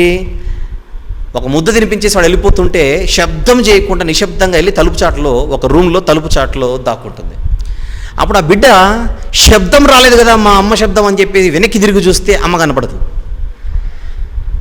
ఎప్పుడైతే అమ్మ కనిపించదో ఇప్పుడు వాడు స్టార్ట్ చేస్తాడు అమ్మను వెతకడం అనే పాయింట్ కోసం ఇదంతా. అమ్మను వెతకడం వాడు స్టార్ట్ చేస్తాడు. ఆ ముద్దు అడుగులు వేసుకుంటూ ఒక రూమ్లోకి వెళ్తాడు, అమ్మ కనపడదు. కిచెన్లోకి వెళ్తాడు, అమ్మ కనపడదు. అన్ని చోట్ల చూసుకుంటూ ఇంకొక రూమ్కి వెళ్తాడు, అక్కడ కనపడదు. అలా వెతుకుతూ తన కోసం తన బిడ్డ వెతుకుచున్న విషయాన్ని తలుపు సందులో నుంచి తల్లి గమనిస్తూ ఉంటుంది, మురిసిపోతుంటుంది. నా కోసం నా బిడ్డ వెతుకుతున్నాడని. అలా అన్ని గదులు చూసిన తర్వాత ఇప్పుడు తానున్నటువంటి గదిలోనికి వస్తూ ఉంటే ఆ బిడ్డ ఒక్కొక్క అడుగు వేసుకుంటూ దగ్గరకు వస్తుంటే ఆ తల్లిగా తట్టుకోలేకపోతుంటుంది, ఎప్పుడు వస్తాడని. అలా చిన్ని పాదాలతో వాడు అడుగులు వేసుకుంటూ లోపలికి వచ్చి వాడికి ఎందుకో డౌట్ వచ్చి ఆ తలుపు సందులో ఉన్న ఏదో ఉంది అని అనిపించి ఏదో శబ్దం వచ్చి అలా వెనక్కి తిరిగి చూస్తే పర్వతం అంత ఆకారంలో తల్లి కనపడుతుంటుంది. వాడు తలకాయ పైకి ఎత్తేగానే ఆమె కనపడదు. అప్పుడు అలా పైకెత్తి చూస్తే వాళ్ళం అలా చూస్తుంటే, నేను పట్టుకున్నాను చూడు అని వాడు విజయ గర్వంతో, నిన్ను పట్టుకుని నేను చూశాను చూడు అన్నట్టుగా ముద్దుగా పాల బుగ్గలతో వాడు ఎక్స్ప్రెషన్స్ ఇస్తుంటే ఆ తల్లికి మురిసిపోయి, మీరే చెప్పండి, ఆ బిడ్డకు గోరు ముద్దలు తినిపిస్తుందా, గోరు ముద్దలు పెడుతుందా, ఎత్తుకొని ముద్దులు పెడుతుందా? మీరు చెప్పండి. ప్లేటు పక్కన పెట్టి ముద్దులతో ఆ బిడ్డను ముంచెత్తుతుంది తల్లి. ఎందుకు అంత మురిసిపోతుంది ఆవిడ? ఒకే ఒక కారణం, నా బిడ్డ నన్ను వెదికాడు. అది పాయింట్ ఇక్కడ. నా బిడ్డ నన్ను వెదికాడు. ఆ రోజంతా ఆమె తినకపోయినా కూడా కడుపు నిండిపోతుంది. అంత అద్భుతంగా ఉంటుంది. తన కడుపున పుట్టిన కుమారుడు, చిన్నవాడు, పసివాడు, మాటలు రాకపోయినా, నోట్లో పళ్ళు లేకపోయినా వాడు వెదుక్కుంటూ వచ్చి తనను పట్టుకుంటే ఆ తల్లి ఆ దృశ్యాన్ని ఆస్వాదిస్తుంది. కట్ చేస్తే రాత్రిపూట్లో మనం పడుకున్నప్పుడు చిన్నపిల్లలు, పాప కానీ బాబు కానీ మన మన ఛాతి మీద అట్లా చెయ్యి వేసి వాళ్ళు పడుకుంటుంటారు, అలవాటు అవుతుంది. బిడ్డకైతే ఎక్కువగా తండ్రి మీద చెయ్యి వేసి పడుకునేటువంటి అలవాటు ఉంటుంది ఎక్కువగా. ఆడబిడ్డలకు ఇద్దరికి ఉంటుంది లేండి, ఆడబిడ్డలు కొంచెం ఎక్కువ, ఒక అడుగు ముందు ఉంటారు వెళ్ళి.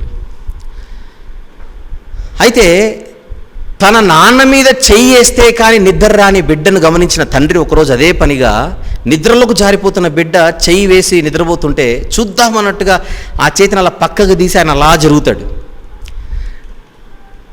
మా నాన్న స్పర్శ నాకు కనబడట్లేదు, దొరకట్లేదని గ్రహించిన ఆ చిన్న బిడ్డ ఆ స్పర్శ పోయేసరికి సడన్గా మళ్ళీ లేచి దూరం అవుతున్నాయని మళ్ళీ వాళ్ళు లాక్కుంటుంది దగ్గరికి. ఈ జీవితానికి ఇది చాలనుకుంటాడు ఆయన. ఈ జీవితానికి ఇది చాలనుకుంటాడు ఆయన. ఎందుకు? నా స్పర్శ దొరక్కపోతే నా బిడ్డకు నిద్ర రావట్లేదే. తడులాడి కనబడకపోతే అలా తడులాడుతూ ఉంటుంది, నాన్నెక్కడ అని. ఎంతమంది చెప్పుకుంటాడో, నా బిడ్డకు నేను పక్కన లేకపోతే నిద్ర రాదు. అది తండ్రి ప్రేమ. ఒక్క క్షణం నేను కనపడకపోతే నా కొడుక్కి వాడు అసలు ఉండలేడు అని బిడ్డ గురించి, కొడుకు గురించి తల్లి అందరికీ చెప్పుకుంటుంటుంది. వాళ్ళు తడువులాడి ఆ తల్లిదండ్రులను కనుగొంటుంటే తల్లిదండ్రులు ఎంతగా అయితే ఆ ప్రేమను, ఆ ఆప్యాయతను, అఫెక్షన్ను ఆస్వాదిస్తారో, ఇదే చెబుతున్నాను, పరలోకంలో ఉన్న తండ్రి అయిన దేవుడు కూడా ఆయన ప్రియులైనటువంటి మనందరం, ఆయన పిల్లలమైనటువంటి మనం, ఆయన ఏంటో, ఆయన మనసు ఏంటో, ఆయన చిత్తం ఏంటో, ఆయన ఉద్దేశం ఏంటో, ఆయన సంకల్పం ఏంటో, ఆయన ప్రణాళికలు ఏంటో, ఆయన మన కొరకు ఏర్పరిచినటువంటి వాగ్దానాలు ఏంటో, భవిష్యత్తులో ఆయన మనకు ఇవ్వబోయేటువంటి నిత్యజీవం ఎలా ఉంటుందో, పరలోక వైభవం ఎలా ఉంటుందో, ఆయనతో జీవితం మనకు ఎలా ఉంటుందో అని మనము తడువులాడి, ఇక్కడ తడువులాడి వెదుకుడి దొరుకును, వెదుకుడి దొరుకును, ఇక్కడ తడువులాడి దేవా నువ్వేంటో నేను తెలుసుకోవాలనుకుంటున్నాను, దేవా నువ్వేవో తెలుసుకోవాలనుకుంటున్నానని మనము తడువులాడుతుంటే, చదువుతూ తడులాడుతాం, 10 మందిని అడిగి తెలుసుకుంటూ ఉంటాం, మురిసిపోతుంటాడు దేవుడు. నా గురించి నా కుమారుడు, నా గురించి నా కుమార్తె తడులాడుచున్నాడు నన్ను కనుగొనాలని. ప్రతిరోజు ఈ బైబిల్ తరగతులు దేనికి? దేవునిని తడువులాడి కనుగొనుటకు మనం చేసే ప్రయత్నం. ఇక్కడ గొప్ప విషయం ఏంటంటే, మనము దుప్పి నీటివాగుల కొరకు ఆశపడినట్లు దేవుని కొరకు మన ప్రాణము తృష్ణగా ఉంటే ఆ దాహాన్ని దేవుడు ఖచ్చితంగా తీరుస్తాడు. మనకు ఆ వాగ్దానం కూడా ఉంది బైబిల్లో. యాకోబు పత్రిక 1వ అధ్యాయంలో 5వ వచనం చదువుతున్నా. యాకోబు పత్రిక 1వ అధ్యాయం 5వ వచనంలో, మీలో ఎవనికైనను జ్ఞానము కొదువుగా ఉన్న ఎడల, మీలో ఎవనికైనను జ్ఞానము కొదువుగా ఉన్న ఎడల అతడు దేవునిని అడుగవలెను, అప్పుడు అది అతనికి అనుగ్రహింపబడును. ఆయన ఎవనిని గద్దించక అందరికీ ధారాళముగా దయచేవాడు. ఏమడిగితే ధారాళంగా ఇస్తాడు? హోండాలు బోండాలు అడగకూడదు, అది లేదు ప్రభు, ఇది లేదు ప్రభు అని. ఎవనికైనను జ్ఞానము కొదువుగా ఉన్న ఎడల, అడుగుడి మీకు ఇయ్యబడును, వెదకుడి మీకు తీయబడును, తట్టుడి తెరవబడును. అంటే ఈ జ్ఞానపు నిధిని తట్టాలి, తెరచి ఇందులో దేవుణ్ణి వెదకాలి, వెదుకుచూ దేవుణ్ణి అడగాలి. అయ్యా నేను కొన్ని చదువుతుంటే నాకు అర్థం కావట్లేదు, నేను బైబిల్ చదువుతుంటే నాకు కొన్ని అర్థం కావట్లేదు, నాకు నేర్పించు ప్రభువా అన్నప్పుడు తన దాసుల ద్వారా నేర్పిస్తాడు, మనం నేర్చుకునే అవకాశాన్ని ఇస్తాడు. అంతెందుకు, మీలో దాదాపుగా ఈ ఫిలేమోను పత్రిక రెగ్యులర్గా ఫాలో అయ్యే వాళ్ళతో మాట్లాడుతున్నాను. మీరు ఎందుకు వినగలుగుతున్నారు, ఈ అవకాశం మీకు ఎలా వచ్చిందని అడిగితే, ఇది ఎవరి గొప్పతనం కాదు, మీకున్నటువంటి ఆసక్తి ఇక్కడికి మిమ్మల్ని నడిపించింది. యాక్సిడెంటల్గా నేను ఇక్కడికి వచ్చేసాను, యాక్సిడెంటల్గా ఇవన్నీ నేను నేర్చుకుంటున్నాను, యాక్సిడెంటల్గా నాకు ఈ యొక్క అవకాశం దక్కిందని మీరు అనుకోకండి. మీకున్న తృష్ణ, మీకున్న ఆసక్తి దేవుడు ఎరిగిన వాడై, కొంతమంది అనుకుంటారు బైబిల్లో ఇదేందో నాకు అర్థం కావట్లేదు, ఇది ఏంటో నాకు అర్థం కావట్లేదు, ఎలా అని అనుకుంటున్న తరుణంలో మీరు ఒక్కొక్కసారి అడిగేస్తుంటారు దేవుని, ప్రభువా నేను వాక్యం చదువుతున్నాను ప్రభువా, నాకు అర్థం కావట్లేదు, నాకేమీ తెలియదు ప్రభువా, నేను చాలా ఇబ్బందుల్లో ఉన్నాను ప్రభువా, నాకు సహాయం చేయని మీరు అడుగుతుంటే, మీ అలాంటి చక్కనైన ఆరోగ్యకరమైనటువంటి ప్రార్థనకు దేవుడిచ్చిన సమాధానమే, దేవుడిచ్చే సమాధానమే ఇలాంటి అవకాశం. అలా అడగడం ఎప్పుడు మర్చిపోకండి. మీరు ప్రతిరోజు ప్రార్థన చేస్తుంటే ప్రతిరోజు అడగండి, ప్రభువా బైబిల్లో నాకేమీ తెలియదు ప్రభువా నాకు నేర్పించు, నాకు ఏమీ తెలియదు ప్రభువా నాకు నేర్పించు. నేను వ్యక్తిగతంగా నేను ప్రతిరోజు మోకరిల్లి దేవుణ్ణి అడిగేది అదే. ఈ రోజుకి ప్రతిరోజు అడుగుతాను, బైబిల్లో నాకు ఏమీ తెలియదు ప్రభువా నాకు నేర్పించు. దేవుని సహాయము చేత మనం బైబిల్ చదువుతుంటే మనకు దేవుడు ఏదో ఒక అవకాశం ఇస్తాడు, దాన్ని అర్థం చేసుకునేటువంటి ద్వారాన్ని తెరుస్తాడు. అడగాలి. సొలొమోను గారు అడిగారు, ప్రభువా ఇంత పెద్ద రాజ్యాన్ని నేను పరిపాలించుటకు నాకు జ్ఞానం లేదు ప్రభువా, జ్ఞానం ఇవ్వు. ఆ ప్రార్థన దేవునికి భలే నచ్చింది. అలా మనము దేవుణ్ణి కనుగొనాలని, ఆయన మనస్సు, ఆయన ఉద్దేశం, ఆయన చిత్తం, ఆయన సంకల్పం అవన్నీ మనం తెలుసుకోవాలని బైబిల్ని మనం వెతుకుతూ ఉంటే దేవుడు మురిసిపోయి మనకు నేర్పిస్తూ ఉంటాడు, ఏదో ఒక విధంగా నేర్పిస్తుంటాడు. రాత్రికి రాత్రి అన్నీ రావు.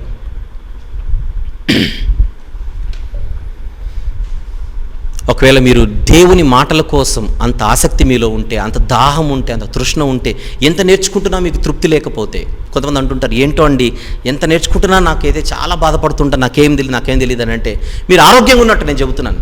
ఆ బాధ మంచిదే, అది మంచి బాధ, మంచి దుఃఖం. అది నాకేం తెలీదు అని అనుకున్నంత కాలం దేవుడు మనకు నేర్పిస్తుంటాడు. నాకు అన్నీ తెలుసు అనుకున్న రోజున నేర్పించడం మానేస్తాడు దేవుడు.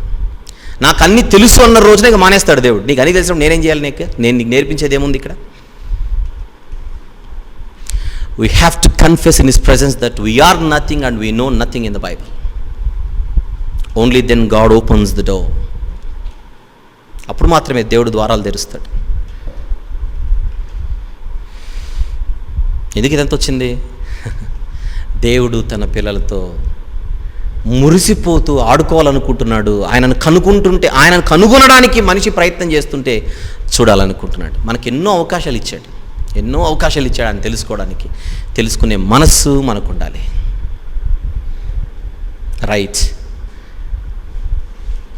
అబ్రహాము గారు దేవునికి దాసుడే, కానీ దాసుడిగా మాత్రమే కాదు అబ్రహాము గారిని దేవుడు చూస్తున్నది, స్నేహితుడిగా చూస్తున్నాడు. ఎందుకు? కల్దీయ నుంచి నేను రమ్మన్నాగానే బయటకు వచ్చాడు, కనాన్లోనికి నడిపించగానే అక్కడికి వచ్చేసాడు.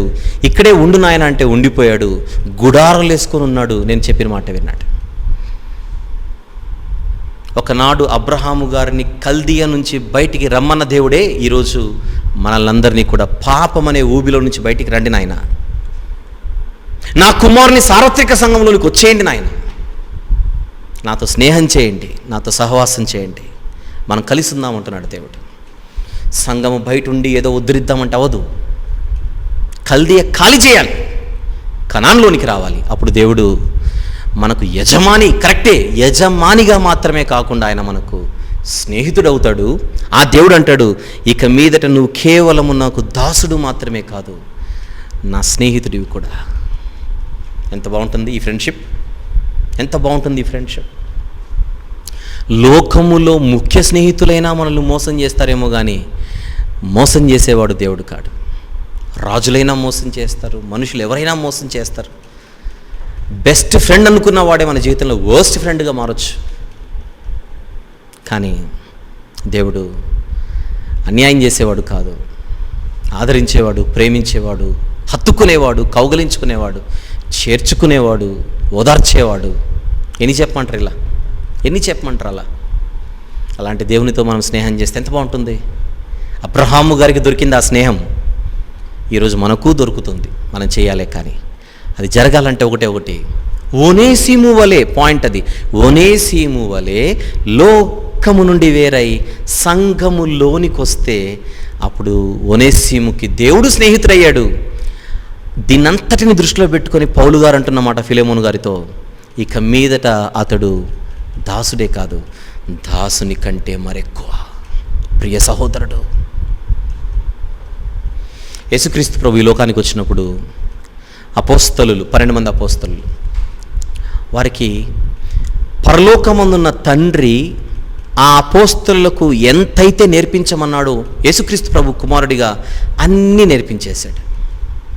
నేర్పించి ఆయన ఏమంటున్నాడో చూద్దాం ఒకసారి. యోహాను సువార్త 15వ అధ్యాయం. యోహాను సువార్త 15వ అధ్యాయం తీద్దాం ఒకసారి. యోహాను సువార్త 15వ అధ్యాయం 13 నుంచి చదువుకుంటూ కిందికి వద్దాం. 13 నుంచి. తన స్నేహితుల కొరకు తన ప్రాణము పెట్టువానికంటే ఎక్కువైన ప్రేమ గలవాడెవడునూ లేడు. ఏంటి అక్కడ? ఎవరి కోసం ప్రాణం పెట్టాడు యేసుప్రభు అని అడిగితే స్నేహితుల కొరకా? అవును. ప్రపంచ ప్రజలందరితో స్నేహము చేయాలన్న ఉద్దేశముతోనే అందరి కోసం ప్రాణం పెట్టి, ఇప్పుడు మీరు నాకు స్నేహితులు కావాలంటే ఏం చేయాలో చెబుతున్నాడు. 14వ వచనం. నేను మీకు ఆజ్ఞాపించు వాటిని చేసిన ఎడల మీరు నా స్నేహితులయ్యుందురు. నేను మీతో స్నేహం చేయడానికే మహిమ లోకాన్ని విడిచిపెట్టి లోకానికి వచ్చాను, ప్రాణం పెట్టాను. ఇక్కడ కాదు, ఇది అయిన తర్వాత. ఇప్పుడు మనకైతే ప్రాణం పెట్టాడు, ఇక్కడ పెట్టబోచున్నాడు. ఎందుకు ప్రాణం పెడుతున్నావు ప్రభు అని అడిగితే, మీరు పాపపు ఊబిలో ఉంటే, అంటే కల్దీయలో ఉంటే నాకు స్నేహితులు కాలేరు. కనాన్లోనికి రావాలి. కనాన్ అంటే సార్వత్రిక సంఘం. ఆ సార్వత్రిక సంఘంలోనికి రావాలంటే బయట మీ పాపాలు కడుక్కోవాలి. ఆ పాపాలు కడుగబడాలంటే నేను రక్తం చిందించాలి. ఆ రక్తంలో మీ పాపాలు కడుగుకొని మీరు సంఘంలోనికి వస్తే I can become your friend and you can become so. మీరు నాకు స్నేహితులు కావచ్చు. అదే చెప్తున్నాడు. నేను మీకు ఆజ్ఞాపించు వాటిని చేసిన ఎడల మీరు నాకు స్నేహితులయ్యుందురు. నెక్స్ట్ మాట 15వ వచనం. దాసుడు తన యజమానుడు చేయు దానిని ఎరుగడు. నిజమే, దాసుడు తన యజమానుడు చేయు దానిని ఎరుగడు. మన దగ్గర పని చేసేవాళ్ళు చాలామంది ఉంటారు. పని చేసేటోళ్ళకి అన్నీ చెప్తాం మనము. నో, మనవారు అని అనుకున్నప్పుడు అని చెప్తాం. మీరు వ్యాపారం చేస్తుంటే, కంపెనీ నడుపుతుంటే, లేకపోతే ఉద్యోగం చేస్తుంటే మన పైన ఉన్నటువంటి యజమానులు కానీ లేదా మన కింద ఉన్నటువంటి వారికి కానీ మనం అన్నీ పంచుకోం. వాళ్ళు కూడా మనతో అన్నీ పంచుకోరు. ఎంతవరకు పని ఉంటుందో అంతవరకు చేయించుకుంటారు అంతే. మనం కూడా ఎంతవరకు ఉంటుందో అంతవరకు చేయించుకుంటాం. కానీ ఎప్పుడైతే స్నేహితులు అనుకుంటామో వారితో అన్నీ మనం పంచుకుంటాం. పరలోకంలో దూతలు ఉన్నారు. ఫర్ ఎగ్జాంపుల్, దూతలలో దేవుడు స్నేహితులను చూడట్లా, దాసులను చూస్తున్నాడు. అందుకే పరలోకమందు కోటాను కోట్ల మంది దూతలు ఆయన నిత్యము కొనియాడుతున్న ఆయన కనుదృష్టి అంతా ఎప్పుడు మన మీద ఉంటుంది. చూడండి, ఎప్పుడు మన మీద ఉంటుంది. ఎంత విచిత్రం ఇది, ఎంత విచిత్రం. కొన్ని విషయాలు దూతలకు కూడా తెలియదు. పాత నిబంధనలో చాలా సందర్భాల్లో దూతలు కిందికి వచ్చి ప్రవక్తలకు దేవుని మాటలు అందించి వెళ్ళిపోయారు, పోస్ట్ మెన్ లాగా. అంతేనా? ఎక్కువ మంది మనకు ఆయా ఊళ్ళల్లో ఎలాగైతే ఒక ఊరికి ఒక పోస్ట్ మ్యాన్ లాగా ఉంటాడో వాళ్ళందరూ పోస్ట్ మెన్ లాగా తయారైపోయి వాళ్ళు భూమి మీదకి వచ్చి ప్రవక్తలకు దేవుని మాటలు ఇచ్చి వెళ్ళిపోయారు. కానీ ఆయన ఎందుకు ఇచ్చాడో, దీని భవిష్యత్తు ఎలా జరగబోతుందో దూతలకు క్లారిటీ ఉండేది కాదు. అప్పుడప్పుడు మనము మన దగ్గర ఎవరైనా పని చేస్తుంటే బ్యాంకుకో లేకపోతే ఇంకేదైనా పని అప్పగించి మనం పంపిస్తాం. మనం ఇచ్చాం కనుక పని చేసుకొని వస్తారే కానీ మనం ఎందుకు ఇచ్చాము, ఎవరి కోసం చేసాము, ఇంత క్లారిటీ వాళ్ళకు ఉండదు. యోహాను సువార్త 15వ అధ్యాయము మీరు క్లోజ్ చేయకుండా, లేదా ఇది చేద్దాం, ఇది చూసిన తర్వాత ఇంకో దానికి వెళ్దాం. 15వ వచనం చదువుతున్నాను. దాసుడు తన యజమానుడు చేయు దానిని ఎరుగడు గనుక ఇక మిమ్మల్ని దాసులని పిలువక స్నేహితులని పిలుచుచున్నాను. ఎందుకనగా నేను నా తండ్రి వలన వినిన సంగతులన్నిటినీ మీకు తెలియజేసి అన్నిటినీ తెలియజేశాను. మీరు నాకు స్నేహితులు. కేవలం దాసులని మాత్రమే అనుకోనంటే మీకు అన్నీ చెప్పేవాడిని కాదు. మీరు నాకు స్నేహితులు, అన్నీ చెప్పాను. ఇక చెప్పిన వాటిని పాటించడం అనేది మీ దగ్గర ఉంది. పరలోకంలో పక్కనే ఉన్నారు దూతలు. కానీ దూతలకు రక్షణ కార్యం భూమి మీద ఎలా జరుగుతుందో, అసలు భూమి మీద ఉన్నటువంటి మనుషులకు రక్షణ అనేది ఎలా దొరుకుతుందో వాళ్ళకి ఎప్పుడు చెప్పలేదు. మాటలిచ్చి పంపాడే కానీ అది ఎలా కార్యరూపకం దాలుస్తుందో దూతలకు తెలియదు. అందుకే పరలోకంలో ఉన్న దూతలైనా కొన్ని విషయాలు వాళ్ళు తెలుసుకోవాలంటే భూమి మీద ఉన్న సంఘము సువార్త చెబుతుంటే పైనున్నోళ్ళు విని నేర్చుకున్నారట. చూద్దాం, ఎఫెసీ పత్రిక 3వ అధ్యాయం. ఎఫెసీలకు రాసిన పత్రిక 3వ అధ్యాయం 8 నుంచి 11 వచనములు చూద్దాం. 8 నుంచి 11. దేవుడు మన ప్రభువు అయిన క్రీస్తు యేసునందు చేసిన నిత్య సంకల్పము చొప్పున పరలోకములో ప్రధానులకును అధికారులకును, గమనించండి అక్కడ, పరలోకములో ప్రధానులకును అధికారులకును సంఘము ద్వారా తన యొక్క నానా విధమైన జ్ఞానం ఇప్పుడు తెలియబడవలెనని ఉద్దేశించి శోధింప శక్యము కాని క్రీస్తు ఐశ్వర్యమును అన్యజనులు ప్రకటించుటకు అని కంటిన్యూ అవుతుంది. పరలోకమందున్న ప్రధానులు, పరలోకంలో ఉన్న అధికారులు, భూమి మీద ఉన్నటువంటి క్రీస్తు సార్వత్రిక సంఘం భూమి మీద వాక్యం ప్రకటిస్తుంటే ఆ జ్ఞానాన్ని పరలోకంలో ఉన్న పెద్ద పెద్ద హై ర్యాంకింగ్ అఫీషియల్స్ కూడా, పరలోకంలో దూతలు, అలాంటి వారు భూమి మీదకి తొంగి చూస్తూ చెవినిచ్చి వింటూ ఉంటారట వాక్యం. సంఘానికి అంత గొప్ప ధన్యతనిచ్చాడు. సంఘం అంటే కల్దీయ ఖాళీ చేసి కనాన్లోనికి వచ్చిన వాళ్ళు. అదే ఛాయారూపకం అని చెప్తున్నాను, ఛాయారూపకం అని చెబుతున్నాను. గమనిస్తున్నారా? పేతురు గారు రాసిన మొదటి పత్రిక మరొక వచనం చూద్దాం. పేతురు గారి మొదటి పత్రిక 1వ అధ్యాయం 12వ వచనం నుంచి చూద్దాం. 12వ వచనం మాత్రం చూద్దాం. పేతురు గారు రాసిన మొదటి పత్రిక 1వ అధ్యాయం 12వ వచనం చదువుకుందాం. పరలోకం నుండి పంపబడిన పరిశుద్ధాత్మ వలన మీకు సువార్త ప్రకటించిన వారి ద్వారా మీకు ఇప్పుడు తెలుపబడిన ఈ సంగతుల విషయమై తమ కొరకు కాదు కానీ మీ కొరకే తాము పరిచర్య చేసిన సంగతి వారికి బయలుపరచబడిన. నెక్స్ట్ మాట, దేవదూతలు ఈ కార్యములను తొంగి చూడగోరుచున్నారు.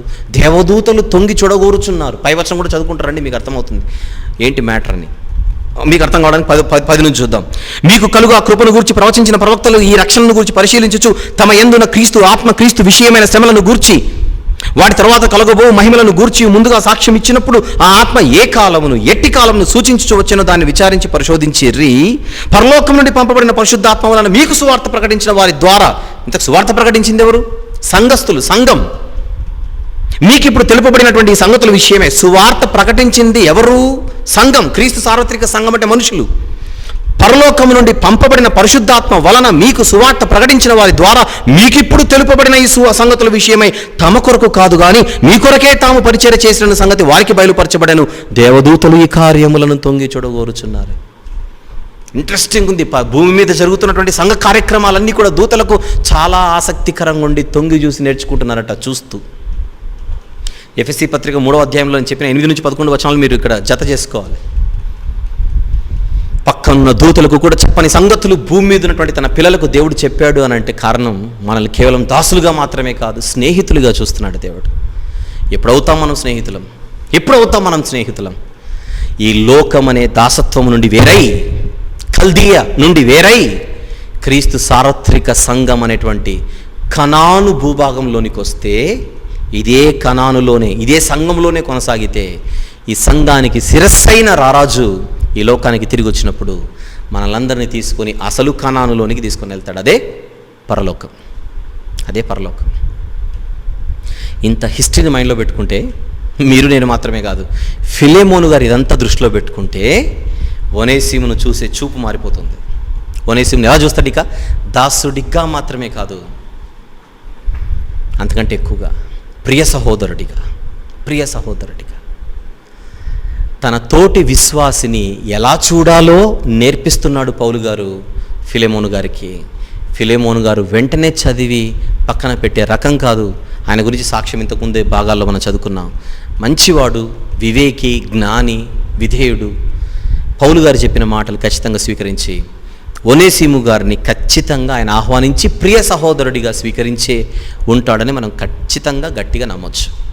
అలాగనే మనందరం కూడా ఈరోజు మన తోటి విశ్వాసులను ఆర్థిక పరంగా, సామాజిక పరంగా లేదా ఏ ఇతరత్ర కారణాల చేత వారు మనకంటే తక్కువగా ఉంటే వారిని అలా చూడక, ఈ వచనాన్ని బట్టి వారిని అంతకంటే ఎక్కువగా చూస్తూ మన ప్రియ సహోదరులుగా మనం చూడాలి. అది నేర్పించడానికే ప్రభు అయిన యేసు తన అప్పగింపబడిన రాత్రి ఒక రొట్టెనెత్తుకొని విరిచాడు. 12 మంది ఎదురు ఉంటే రొట్టె ఒకటే, 12 మంది ఉంటే రొట్టె మాత్రం ఒకటే. ఆ ఒక రొట్టెను విరిచాడు. ఒకే శరీరం అందరి కోసం విరవబడుతోంది. ఆ శరీరములో నుండి ఆ రక్తమంతా ప్రవహించింది ఆ ఒక్క శరీరంలో నుండే. అందుకే ఒకే పాత్రలోది మనము త్రాగుతున్నాం ఈరోజు. ఒకే రొట్టె, ఒకే పాత్ర. ఎందుకు? మనమందరం ఒక్కటే అని తెలియజేయడం కోసం. అలాంటి చక్కని ఇండికేషన్ మనకు బైబిల్లో కనబడుతోంది. గమనిస్తున్నారా? మనము 15-16 వచనములలో ఒనేసిము గురించి మాట్లాడుకుంటూ, ఒనేసిము అలా మారడానికి గల కారణం, కల్దీయలో అల్లాడిపోతున్నటువంటి ఒనేసిమును పట్టుకొని కనానులోనికి చేర్చాడు దేవుడు. ఆత్మీయంగా మాట్లాడుతున్నా. అలాగే మనలందరినీ కూడా ఈ రీతిగా తన దాసుల ద్వారా వాక్యాన్ని వినిపిస్తూ, ఇంకా మనము పాపము, లోకం అనేటువంటి భయంకరమైన కల్దీయ లేదా ఐగుప్తులో మగ్గిపోతుంటే బయటికి రమ్మని ఆహ్వానిస్తున్నాడు. ఎందుకు? స్నేహం చేయడం కోసం, సహవాసం చేయడం కోసం. ఆ పిలుపుని ఈరోజు మనం అందుకుంటున్నామో లేదో ఒకసారి పరిశీలించుకుందాం. దయచేసి ప్రతి ఒక్కరు కూడా ఈ రాత్రి మీరు పడకలకు వెళ్ళే ముందుగా మోకరిల్లి, ఈరోజు మీరు కల్దీయలో ఉన్నారో, క్రీస్తు సార్వత్రిక సంఘం అనేటువంటి కనాన్లో ఉన్నారో పరిశీలించుకోవాల్సిందిగా ప్రభు పేరట మనవి చేస్తున్నాను. ఇక్కడితో ఫిలెమోను పత్రికలో 15-16 వచనములు ముగించబడ్డాయి. అలాగనే 4వ ప్రధాన భాగములోని 3వ ఉపభాగం సమాప్తం. మనం తదుపరి సెషన్లో 17వ వచనం నుండి మనం కంటిన్యూ చేస్తాం. అనగా మరొక ఉపభాగాన్ని మనం ప్రారంభించుకుంటాం. ఇది ప్రకటనగా గమనించండి. పోతే మీరు బైబిల్లో ఎవరికైనా మీకు సందేహాలు ఉంటే ఆ సందేహాలను నివృత్తి చేసుకోవడం కోసం మేము ఒక వాట్సాప్ నంబర్ ఇచ్చాం. ఆ వాట్సాప్ నంబర్కి మీకున్నటువంటి సందేహాలు మీరు తెలియజేస్తే లేదా పంపితే, అది ఆఫీస్ నంబర్, అది ఆ సందేహాలకు లైవ్లో మీకు ఆన్సర్ చెబుతామని మీకు ప్రకటించడం జరిగింది. దానికి సంబంధించి ఒక ప్రకటన వినండి. ఇక మీదట ప్రభు చిత్తమైతే ప్రతి వారం శనివారం రోజున ప్రశ్నలు జవాబుల కార్యక్రమాన్ని మనం నిర్వహించుకుందాం. మీరు ఏ ప్రశ్నలు అయితే పంపారో, ఎన్ని ప్రశ్నలు వచ్చాయి ఇంతవరకు? చాలా వచ్చాయి ప్రశ్నలు. వీటన్నిటికీ మనకున్నటువంటి సమయానుకూలతను బట్టి ఎన్నైతే మనము ఆ ప్రశ్నలకు సమాధానాలు చెప్పుకోగలమో అన్ని ప్రశ్నలు ఒక్కొక్క వారం మనం మాట్లాడుకుంటూ మనము వద్దాం. రేపు శనివారం కనుక రేపు సాయంత్రం మీరు పంపినటువంటి ప్రశ్నలలో కొన్నిటికి మనకున్నటువంటి సమయాన్ని బట్టి సమాధానాలు ఇవ్వడానికి మనం ప్రయత్నం చేస్తాం. రేపు సాయంత్రం యథావిధిగా 7:30 మనకు లైవ్ స్టార్ట్ అవుతుంది. అందులో మనకు ఫిలెమోను పత్రికకు బదులుగా ప్రశ్నలు జవాబులు, మీరు పంపించినటువంటి ప్రశ్నలకు జవాబులు ఇచ్చేటువంటి కార్యక్రమం అనుకుంటుంది. కనుక మీరు ప్రశ్నలు పంపుతూ ఉన్నారు, వాటికి ప్రతి శనివారం మీకు ఆన్సర్స్ దొరుకుతాయని దయచేసి ప్రకటనగా గమనించవలసిందిగా మనవి చేస్తున్నాను. ఆల్ రైట్, నేను ప్రార్థన చేసే ముందుగా దయచేసి ఇంతవరకు విన్న వాక్యాన్ని నెమరు వేసుకుంటూ మీరు ఒక్క నిమిషం పాటు ప్రార్థన చేయవలసిందిగా మనవి చేస్తున్నాను. ఒక్క నిమిషం పాటు దయచేసి ప్రార్థన చేయండి. ఎవరు మౌనంగా ఉండకుండా ప్రతి ఒక్కరూ కూడా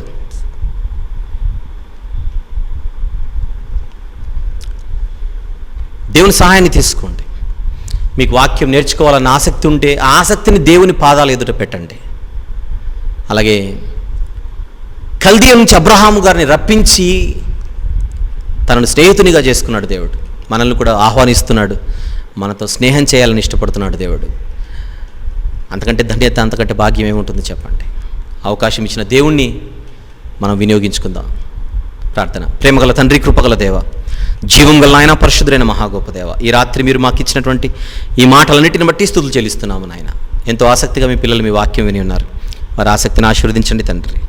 అబ్రహాము గారిని మీరు కల్దీయ నుంచి పిలిచి కనాన్లోనికి చేర్చి తనతో మీరు స్నేహం చేశారు. అలాగే మమ్మల్ని అందరినీ కూడా ఈరోజు పాపము, లోకం అనేటువంటి ఈ భయంకరమైన స్థితిలో నుంచి బయటికి రప్పించి నాయన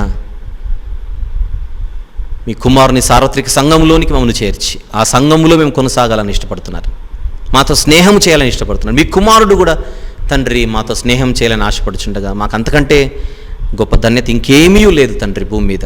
అలాంటి అవకాశాన్ని ఇచ్చినందుకు మిమ్మల్ని స్తుతిస్తున్నాము, మహిమపరుస్తున్నాము నాయన. వినియోగించుకొని మీ కుమారుని రాకడలో మేము పాత్రులుగా ఎంచబడలాగున మమ్మల్ని ఆశీర్వదించమని, రేపు సాయంత్రం ప్రశ్నలు జవాబుల కార్యక్రమాన్ని కూడా దీవించమని, ప్రత్యేకించి రేపు పగటి వేళ తండ్రి ప్రార్థనలు అలాగనే వాక్య పరిచర్యలో ఉండాలని జూమ్ యాప్ ద్వారా మేము ప్రయత్నం చేస్తుండగా సహాయం చేయమని వేడుకొనుచు మిమ్మల్ని స్తుతిస్తూ మహిమపరుస్తూ ఘనపరుస్తూ యేసుక్రీస్తు ప్రభు వారి పరిశుద్ధమైన నామంలో ఈ ప్రార్థన సమర్పిస్తున్నాము తండ్రి.